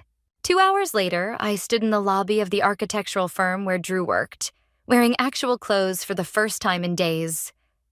My reflection in the glass doors showed a woman I barely recognized. Hollow-eyed, pale, determined. Zechariah was waiting by the reception desk. When he saw me, something like admiration flickered across his face. "You came." I said I would. I brushed past him toward the elevators. "Let's get this over with." Drew's assistant, Vanessa, looked up in surprise when we entered. Her eyes widened at the sight of me. "Francesca, I didn't expect to see you here." Clearly, I forced a smile. "I'm looking for Drew." She glanced nervously between Zechariah and me. "He called in sick on Monday. I haven't heard from him since." "Has he done this before?" Zechariah asked. "No, never. Drew was always very reliable." She lowered her voice. "Everyone here knows what happened. With the wedding, I mean. People are talking." Of course they were. My humiliation was probably the highlight of office gossip. "We're not here about the wedding," I said sharply. "We're concerned about Drew's whereabouts. Has anyone been in touch with him?" Vanessa hesitated. His project partner, Ethan, mentioned something about getting a weird email from Drew on Tuesday. Something about transferring all his clients. My stomach dropped. Like he's not coming back? I don't know. Ethan might know more. Ethan, as it turned out, knew considerably more. Drew emailed me at 3 a.m. on Tuesday. He told us in the conference room, sliding his phone across the table. "Read it yourself." The email was brief and disturbing. "Ethan, I'm taking an indefinite leave. I've attached files for all my current projects. Please tell the partners I'm sorry for the inconvenience. Everything in my life has been a mistake. I need to start over." "Have you responded?" Zechariah asked. "Multiple times. No answer." Ethan looked uncomfortable. "Look, I don't want to get involved in personal drama, but Drew was acting strange for weeks before, before he left me at the altar," I supplied coldly. Ethan winced. "Yeah, that." "Strange how?" Zechariah pressed. "Distracted. Taking personal calls in the stairwell. Once I found him just sitting in his car in the parking garage, staring at nothing." Ethan hesitated. "And there was a woman who came to see him a few times. Not you," he added, glancing at me. "Lacey," I said, the name bitter on my tongue. "No, older. Maybe in her 50s. Short gray hair, expensive clothes. They argued once right outside. Drew looked scared. Zechariah and I exchanged glances. This didn't fit anything we knew." "Did you catch her name?" I asked. "No, sorry. But she drove a silver Mercedes SUV. I remember because she nearly hit me in the parking lot once." Outside, Zechariah and I stood in stunned silence. "That doesn't sound like anyone I know," he finally said. "Me neither." I wrapped my arms around myself, suddenly cold despite the warm day. "What the hell is going on, Zechariah?" "I don't know, but we need to check his apartment next." Drew's place was exactly as I remembered it. Minimalist, expensive, impeccably clean. Except for the bedroom, which looked like it had been ransacked. "Someone was looking for something," Zechariah said, surveying the upended drawers and scattered clothes. Or Drew was packing in a hurry. I moved through the space that had once been so familiar, now feeling like an intruder.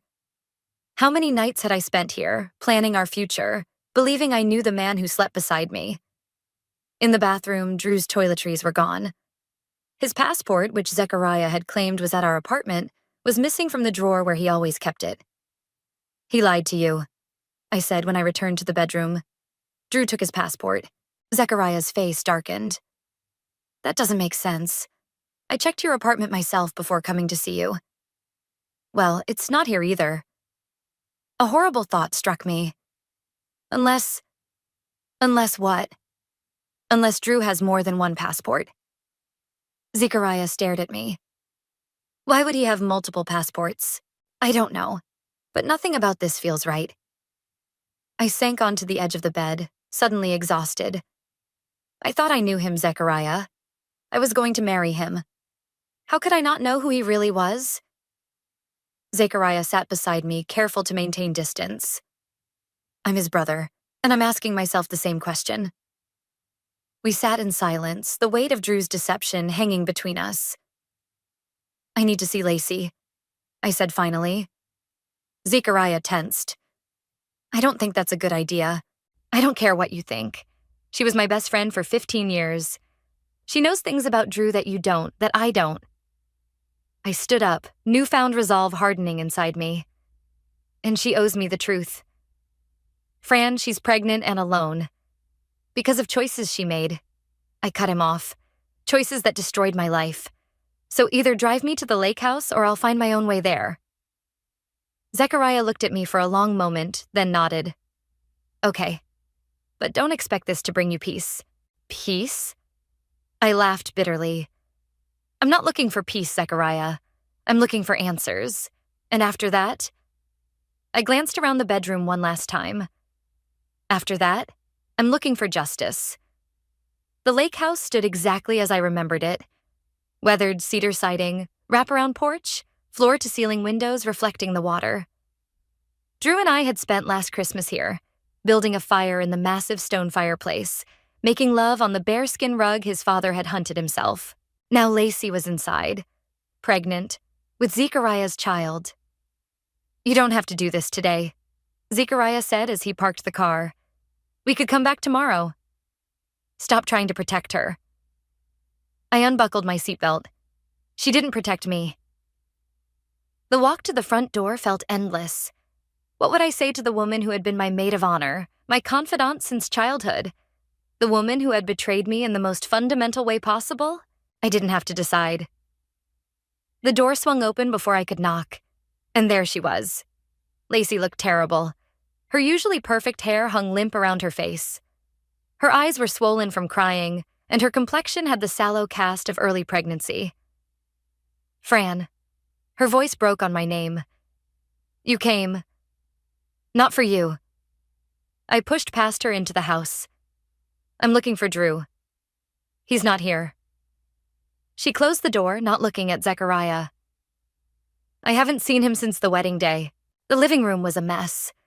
Blankets piled on the couch, empty mugs on every surface. A half-eaten bowl of cereal on the coffee table. So unlike the fastidious Lacey I knew. You're living like this? I couldn't keep the judgment from my voice. I'm surviving. She sank onto the couch, one hand instinctively moving to her stomach. Barely. Don't expect sympathy from me. I don't. Her eyes filled with tears. I don't deserve it. I remained standing, unwilling to sit in this house that should have been part of my future, not her present. Where is he, Lacey? I told you I don't know. She looked up at Zechariah, who hovered awkwardly by the door. Neither of us do.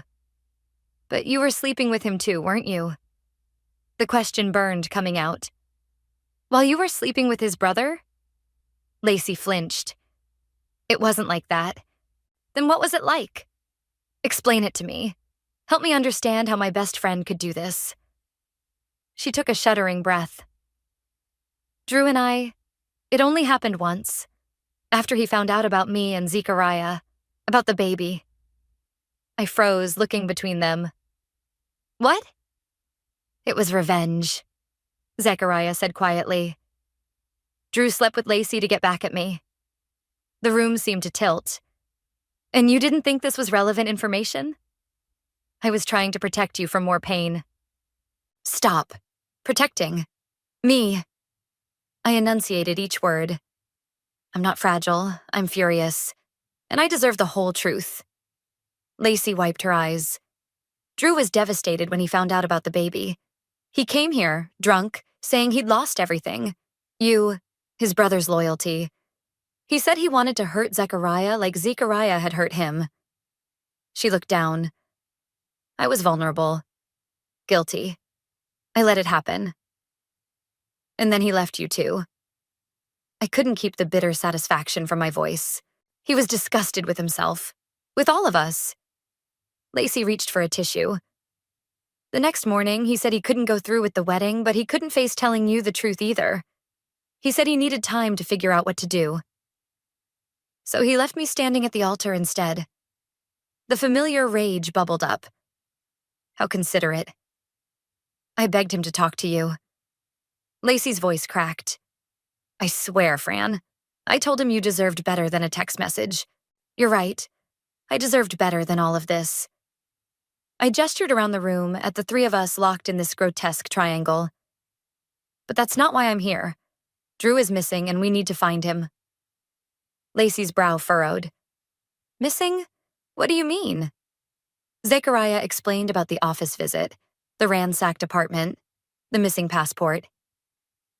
That doesn't sound like Drew, Lacey said when he finished.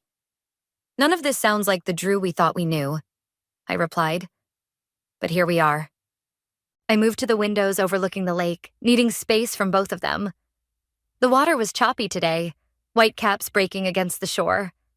Like my emotions, turbulent, unpredictable, dangerous. Did Drew ever mention a woman? Older, gray hair, drives a Mercedes SUV? I asked without turning around. The silence behind me stretched too long. I turned to find Lacey and Zechariah exchanging glances. What? What aren't you telling me? Lacey bit her lip. It might be his mother. His mother is blonde and drives a Lexus, I said. I had dinner with his parents every month for 3 years. Not Elizabeth, Zechariah said quietly. His birth mother. The floor seemed to drop from under me. What are you talking about? Drew was adopted, Zechariah explained. Elizabeth and my dad adopted him when he was 4. I'm their biological child. That's impossible. He would have told me. He doesn't talk about it, ever. Zechariah ran a hand through his hair. His birth mother reached out about a year ago, wanting to reconnect. Drew refused. A year ago? My voice rose. We were already engaged, planning our wedding, and he never mentioned this? Drew compartmentalizes, Lacey said softly. You know that. I don't know anything anymore. I pressed my fingers to my temples, trying to process this new information. So this woman, his birth mother, you think she's involved in his disappearance? I don't know, Zechariah admitted, but it's the only lead we have. I took a deep breath, steadying myself. Do you know her name? Where she lives? No, Drew wouldn't discuss it. Zechariah hesitated. But there might be something in his personal files. He kept a lockbox in his closet. We already searched his apartment, I reminded him. Not that closet. Lacey stood up. The one here, upstairs. He keeps important documents in the lake house because it has a better security system. I stared at her, the implication clear. She'd been here enough to know these details. Details his fiancé, didn't know. Show me, I said, my voice hard. As Lacey led us upstairs, I made a decision. I would find Drew. Not to reconcile, not even for closure, but to make him face what he'd done to all of us. And then I would destroy him. The lockbox was hidden behind a false panel in the master bedroom closet. I watched Lacey slide it open with practiced ease, my stomach churning at this further evidence of her familiarity with spaces that should have been mine. Drew showed me once, she said, catching my expression. When we were all here for that weekend last summer, I remembered that weekend.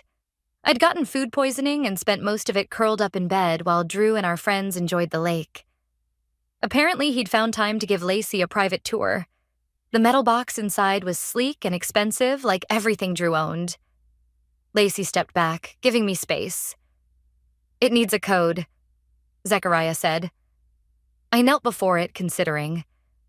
Drew used the same password for everything. Our anniversary date.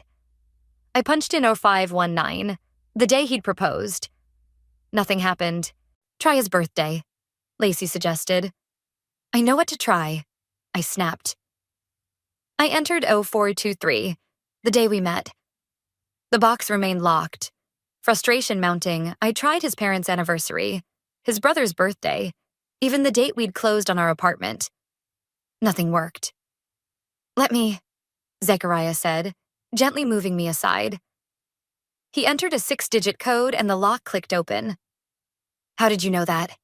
I demanded. "It's the date his adoption was finalized." Zechariah lifted the lid. December 8th, 1997, the day he officially became a Ellis. Inside were the expected documents: property deeds, insurance policies, his will. But beneath those lay a manila envelope labeled simply, Margaret. My hands trembled as I opened it. Inside was a small collection of letters, all from the same person, Margaret Winters, with a return address in Boston. His birth mother, Zechariah confirmed, reading over my shoulder. The most recent letter was dated just 3 weeks before our wedding. Drew, I understand your reluctance to meet. I've respected your boundaries for months. But time is running out for me, and there are things you need to know. About your father, about your inheritance, about the circumstances of your adoption. This isn't about money, it's about truth. The kind of truth that changes everything. I'll be in town next week. Please reconsider meeting me. Your mother, Margaret. Inheritance? I looked up at Zechariah. Did you know anything about this? He shook his head. Drew never mentioned money or inheritance from his birth family. There's more, Lacey said, pulling out a legal document from beneath the letters. It was a preliminary DNA test result, dated 2 weeks before our wedding. The kind used to establish paternity. Why would he need a DNA test? I whispered. Zechariah took the paper, his expression darkening as he read. It's not testing if he's related to Margaret. It's testing if he's related to someone named Robert Winters. Her husband? His birth father? I don't know. Zechariah looked troubled. But whatever this is about, it was consuming him right before the wedding. I gathered everything back into the envelope. We need to find Margaret Winters. The drive back to the city was tense. Lacey had insisted on coming with us, claiming she had as much right to answers as we did. I'd relented, but refused to sit next to her, taking the front passenger seat while she sat behind Zechariah. I still don't understand why Drew kept all this from me, I said, staring out the window. We were supposed to share everything. Drew has always been private about his adoption, Zechariah replied. Our parents never hid it from him, but he hated talking about it, like it was shameful somehow. But I was going to be his wife. And I was his brother, Zechariah said quietly. He didn't tell me about Margaret either. A notification chimed on my phone. A reminder for my final dress fitting scheduled for tomorrow. The wedding was supposed to be in 3 days. Would have been. The reality of it hit me fresh. I'd been so consumed with finding Drew, with understanding his betrayal, that I hadn't fully processed that my entire future had vanished. No wedding, no marriage, no children with the man I thought I'd grow old with. Tears burned behind my eyes. I blinked them back furiously. Fran? Zechariah glanced over, concerned. You okay? I should be on my honeymoon next week, I said, my voice barely audible. Instead, I'm hunting down my runaway fiancé with his brother and his pregnant mistress. From the back seat, Lacey made a small, wounded sound. I know this isn't what any of us planned, Zechariah began. Don't, I cut him off. Just don't. We drove in silence for several miles before my phone rang. Unknown number. Hello? Is this Francesca? A woman's voice, unfamiliar. Yes. Who's this? My name is Margaret Winters. I believe you're looking for me. My heart lurched. How did you get this number? Drew gave it to me months ago as an emergency contact. A pause. I know what happened at the wedding. I'm so sorry. Where is he? I demanded. I don't know exactly, but I know why he ran. Her voice lowered. And it's not what you think. Then tell me. Not over the phone. Can you meet me tonight? I hesitated, looking at Zechariah, who nodded encouragingly. Where? The Meridian Hotel downtown, room 712, 8 o'clock. She paused. Come alone, Francesca. This involves things Drew wouldn't want his family to know. The line went dead. What did she say? Lacey leaned forward anxiously. I relayed the conversation, watching Zechariah's expression harden. You're not meeting her alone, he said firmly. She specifically asked me to. I don't care. We don't know who this woman really is or what she wants. She's Drew's mother, Lacey pointed out. Biologically, maybe. But she gave him up. She's a stranger. Zechariah's knuckles whitened on the steering wheel. This could be dangerous, Fran.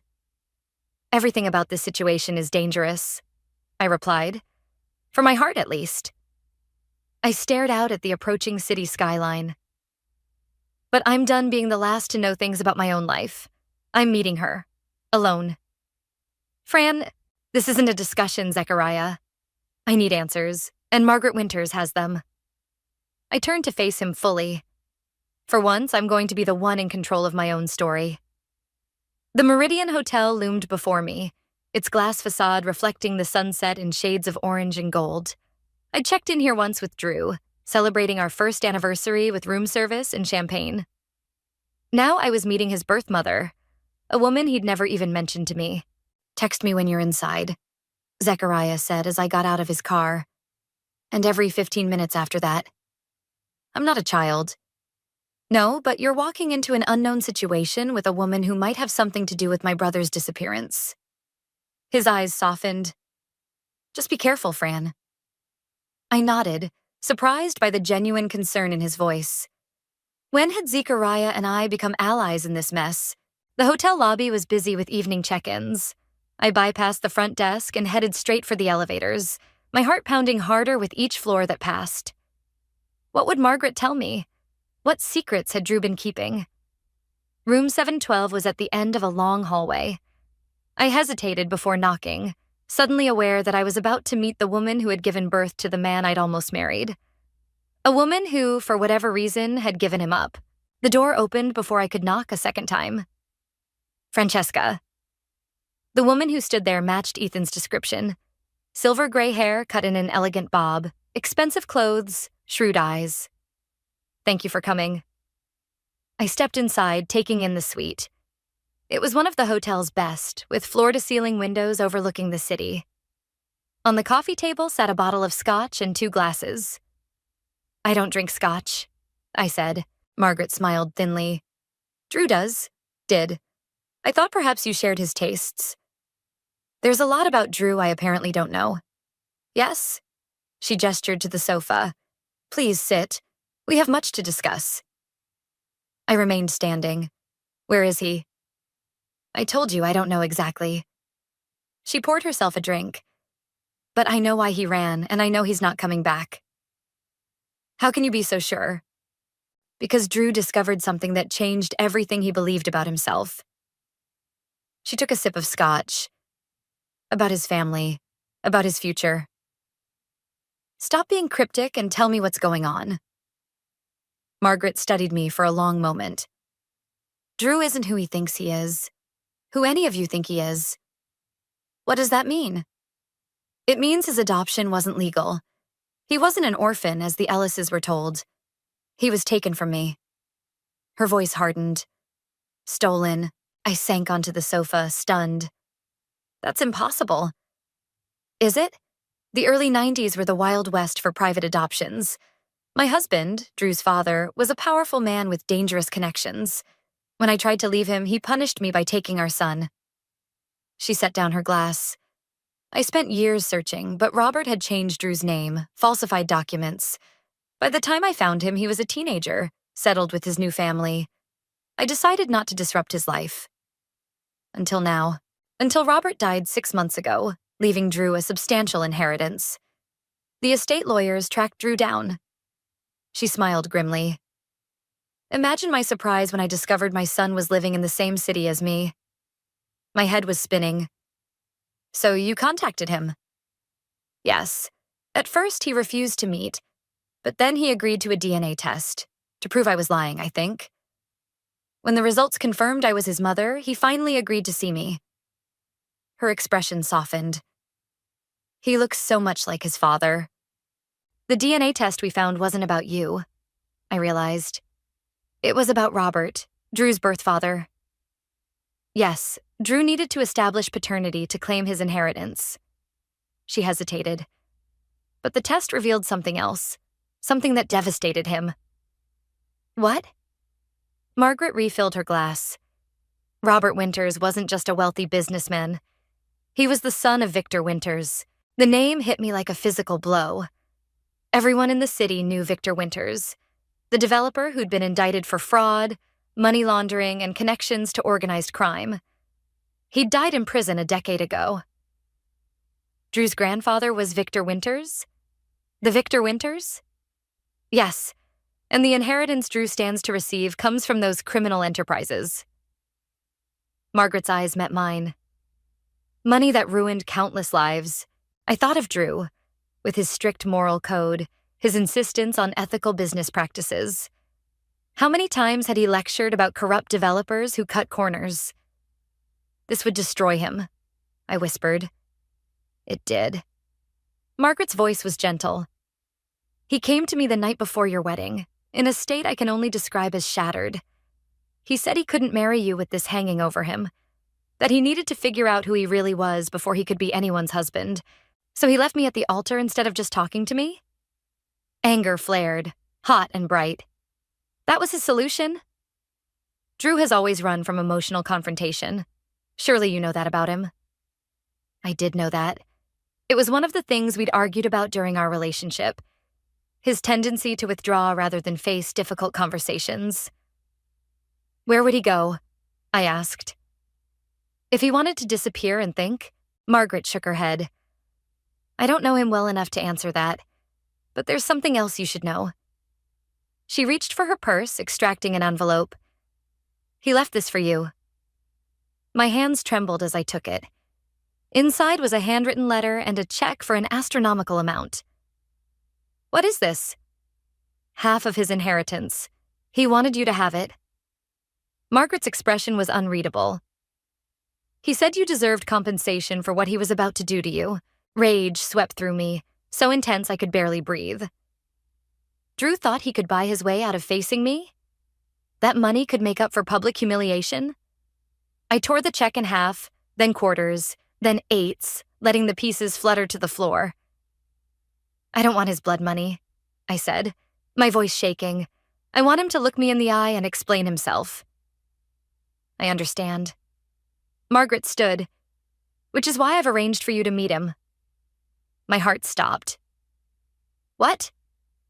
Drew contacted me yesterday. He's at our family's lake house in Vermont, hiding, thinking, drowning in self-pity. Contempt flashed across her face. I told him you deserved better, that a real man would face the consequences of his actions. And he agreed to see me? No.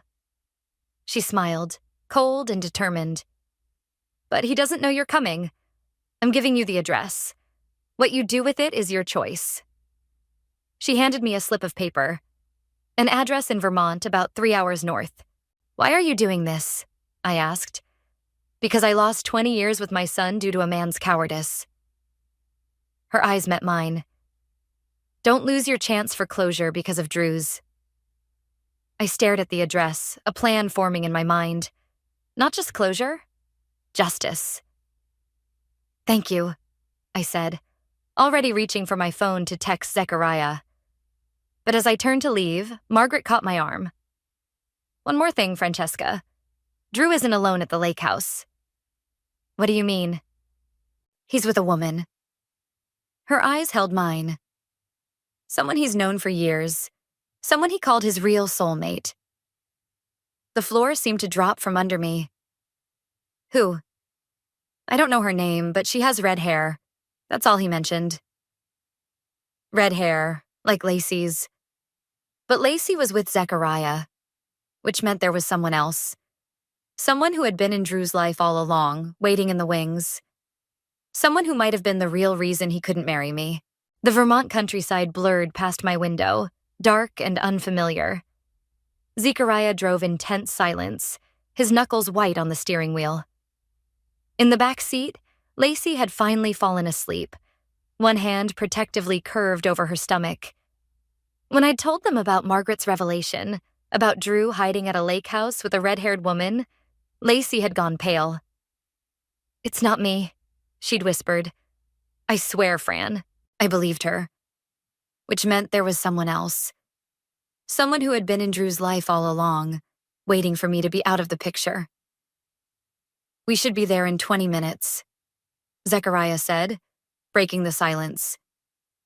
"Are you sure about this?" No, I wasn't sure. I wasn't sure of anything anymore. But I needed to see Drew's face when I confronted him. Needed to understand how the man I'd loved could have betrayed me so completely. I'm sure. The GPS directed us onto a narrow road winding through dense forest. Eventually, it opened to reveal a sprawling property on the edge of a moonlit lake. A single light glowed from the house's large windows. "That's it," I said, my mouth dry. "He's here." Zechariah parked a short distance away, killing the headlights. "What's the plan?" "I go in alone. You two wait here." "Fran, I mean it, Zechariah. This is between me and Drew." He studied my face, then nodded reluctantly. "We'll be right here if you need us." I got out of the car, the night air sharp with pine and approaching winter. Gravel crunched beneath my boots as I approached the house, my heart hammering against my ribs. Through the windows, I could see a fire burning in a massive stone fireplace, a living room with expensive, minimalist furniture. Drew's aesthetic, through and through. I hesitated at the front door, suddenly uncertain. What would I say? What could anyone say in this situation? Before I could decide, the door swung open. "I thought I heard a car," Drew said, then froze when he saw me. "Fran?" He looked terrible. Unshaven, hair disheveled, dark circles under his eyes. He wore sweatpants and a faded t-shirt, a far cry from the impeccably dressed man I'd known. "Surprise," I said, my voice steadier than I felt. "Aren't you going to invite me in?" He stepped back wordlessly, shock evident on his face. I walked past him into the house, taking in the empty whiskey bottle on the coffee table, the laptop open to what looked like flight bookings. "Planning another escape?" I asked. Drew closed the door, running a hand through his hair. "How did you find me?" "Your mother told me where you were." "Elizabeth?" "No, Margaret." His face hardened. "She had no right. And you had no right to leave me standing at the altar with a text message." My voice rose despite my efforts to stay calm. "You had no right to sleep with my best friend. You had no right to any of this, Drew." He flinched. "I know. Do you? Do you have any idea what you've done? Not just to me, but to Lacey? To your brother? To everyone who cared about you? I couldn't go through with it, Fran." He sank onto the couch, looking defeated. "Not after what I learned about my family, about who I really am." "So you're Victor Winter's grandson." "So what? That doesn't change who you are." "Doesn't it?" He looked up, his eyes haunted. "That money is tainted, built on suffering, and it's in my blood." "That's bullshit, and you know it. You chose the coward's way out because you were scared." "Yes," he admitted. "I was terrified of disappointing you, of not being the man you thought I was. So instead you became someone far worse." I looked around the room. "Where is she?" Confusion crossed his face. "Who?" "Don't play dumb. Margaret told me you weren't alone. The redhead. Your real soulmate." Understanding dawned in his eyes, followed by something like pity. "Fran, there's no one else here." "Stop lying to me." "I'm not lying. Margaret must have—" A noise from upstairs interrupted him. Soft footsteps, then a woman's voice. "Drew? Who are you talking to?" I whirled toward the staircase as a woman descended. Tall, slender, with shoulder-length red hair, and unmistakably pregnant. "Vanessa?" I gasped. Drew's assistant looked equally shocked to see me. "Francesca, what are you doing here?" I turned back to Drew, the pieces clicking into horrible place. Your assistant? You left me for your assistant? It's not what you think, Drew began. Really? Because it looks exactly like what I think. I gestured at Vanessa's pregnant belly. How far along are you? 5 months? 6? Vanessa's hand moved protectively to her stomach. 7. 7 months, which meant she'd gotten pregnant while Drew and I were engaged, while we were planning our wedding. How long? I asked, my voice barely a whisper. Drew couldn't meet my eyes. A year. A year. 12 months of lies. Of coming home to me after being with her. Of planning a future with me while creating a child with her. Why didn't you just leave me? I asked. Why go through with the engagement, the wedding planning, all of it? Because I loved you too, he said simply. I couldn't choose. So you let a DNA test make the choice for you. The pieces were finally falling into place. You used your inheritance, your family history, as an excuse to run from the mess you'd made. He didn't deny it. And Lacey? Where does she fit in? Drew looked genuinely confused. What about Lacey? Don't pretend you don't know she's pregnant with Zechariah's baby, that you slept with her to get back at him. Vanessa made a small, distressed sound. Drew stood, his expression hardening. I never slept with Lacey. I don't know what she told you, but... The front door burst open. Zechariah stood there, his face a mask of fury. Behind him, Lacey hovered uncertainly. You son of a bitch, Zechariah growled, advancing on Drew. You've been hiding here with your pregnant girlfriend while Fran's life fell apart? Drew backed up. Zech, wait. And you. Zechariah turned to me. You knew about this? Is that why you insisted on coming alone? I didn't know, I said. Margaret told me he was with someone, but not who. Margaret. Drew spat the name. She orchestrated all of this. She wanted to punish me for rejecting her, for refusing the inheritance. Stop blaming others for your choices, I said, a strange calm settling over me. You did this, Drew. All of it. I turned to Lacey, who stood frozen in the doorway. And you lied about sleeping with him. Why? Tears filled her eyes. Because I thought if you believed Drew had betrayed you too, you might forgive me someday. The truth hung in the air between us, ugly and raw. There's nothing left to forgive, I said finally. There's nothing left at all. I walked to the door, pausing beside Lacey. He's all yours, I told Zechariah. Both of them are. And I stepped out into the night, alone but finally, mercifully free. The drive back from Vermont was the longest and shortest of my life. I sat in the passenger seat of a taxi I'd called, watching unfamiliar towns blur past, feeling strangely hollow. Not sad, not angry, just empty, as if everything that had defined me had been scooped out, leaving only an echo. Dawn was breaking as we reached the city. I directed the driver to Sophia's apartment instead of mine. I couldn't face my place yet. The wedding gifts, the photos, the life I'd planned with a man who'd never really existed. Sophia answered the door in her robe, her face shifting from annoyance to concern when she saw me. Francesca, what happened? I stepped inside, the familiar scent of her apartment, cinnamon and old books, wrapping around me like a blanket. I found Drew, I said simply. She led me to her kitchen, putting on coffee without asking if I wanted any. Sophia had been my mother's best friend, and after Mom died, she'd stepped into that role in my life. She knew when to push and when to wait. He's been living in Vermont, I continued, with his pregnant assistant. Sophia's hand stilled on the coffee pot. Jesus. And Lacey lied about sleeping with him. She's pregnant with Zechariah's baby, but she wanted me to think Drew had betrayed me too. I laughed, the sound brittle, as if abandoning me at the altar wasn't betrayal enough. Sophia set a mug of coffee in front of me, adding a splash of bourbon. Drink this, then sleep. We'll figure out the rest later. But as I reached for the mug, my phone buzzed with a text from an unknown number. "It's Margaret. We need to talk. It's about the inheritance."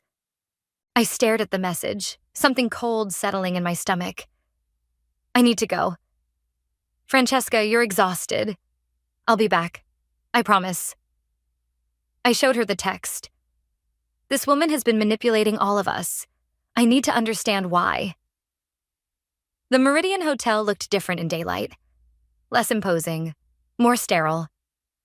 Margaret opened her door immediately, as if she'd been waiting.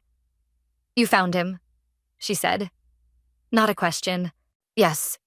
With his pregnant assistant." I stepped inside without being invited. "You knew about her." "Of course I knew. Drew told me everything." She closed the door. "Did he tell you why he really ran?" "Because he's a coward who couldn't choose between two women? Because he used his family history as an excuse to escape the mess he'd made?" Margaret smiled thinly. "Close, but not quite." She walked to the desk, retrieving a folder. "Drew ran because he discovered something worse than being Victor Winter's grandson." She handed me the folder. "He discovered who his grandmother was." I opened it, finding a DNA report more detailed than the one we'd found at the lake house. And a photograph, old, yellowed, of a young woman with my eyes. My exact eyes. "I don't understand. Your maternal grandmother, Eleanor, had a child before she married your grandfather. A child she gave up for adoption." Margaret's voice was gentle. "That child was me." The room seemed to tilt. "That's impossible." "Drew ran the DNA test to establish paternity for the inheritance, but the results showed something else. A close familial match to you." She took the photo from my trembling hands. "We're related, Francesca. I'm your mother's half-sister, which makes Drew your second cousin." The implications hit me like a physical blow. "We're related?" "Distant cousins, yes.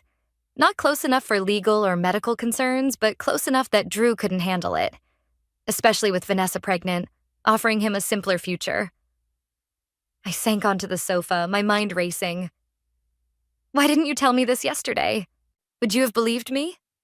Or would you have thought I was lying to protect my son?" She sat beside me. "You needed to see for yourself what kind of man Drew really is." "Does my mother know?" "Knew?" The question caught in my throat. "No, Eleanor never told anyone about me. I only found out when I was researching Drew's adoption and discovered my own." Her eyes, so similar to mine, held genuine regret. "I never meant for you to be hurt in all this, Francesca. When I realized who you were, I tried to warn Drew, but he was already looking for an escape." I stood, needing space from this woman who was suddenly, impossibly, family. "The inheritance," I said, remembering her text. "What about it?" "Drew refused it, but half of it is rightfully yours." She reached for an envelope on the coffee table. "As Eleanor's granddaughter, you have a claim." I stared at the envelope, thinking of Drew's attempt to buy my silence, of the tainted money built on suffering. "I don't want it." "It's millions, Francesca." "I don't care." I moved toward the door. "Keep it, donate it, burn it, just leave me out of it." Margaret studied me, something like respect in her eyes. "You're nothing like him, you know. You face things head on." "I've had practice recently." My hand on the doorknob, I turned back. "Don't contact me again. Whatever connection we might have through DNA, it ends here." Sophia was waiting when I returned, concern etched on her face. I told her everything, about Margaret, about our relationship, about the inheritance I'd rejected. "What will you do now?" she asked when I finished. It was a question I'd been asking myself since walking out of Drew's lake house. What do you do when the future you planned disappears? When the people you trusted most betray you? "I'm going to Italy," I said, the decision crystallizing as I spoke.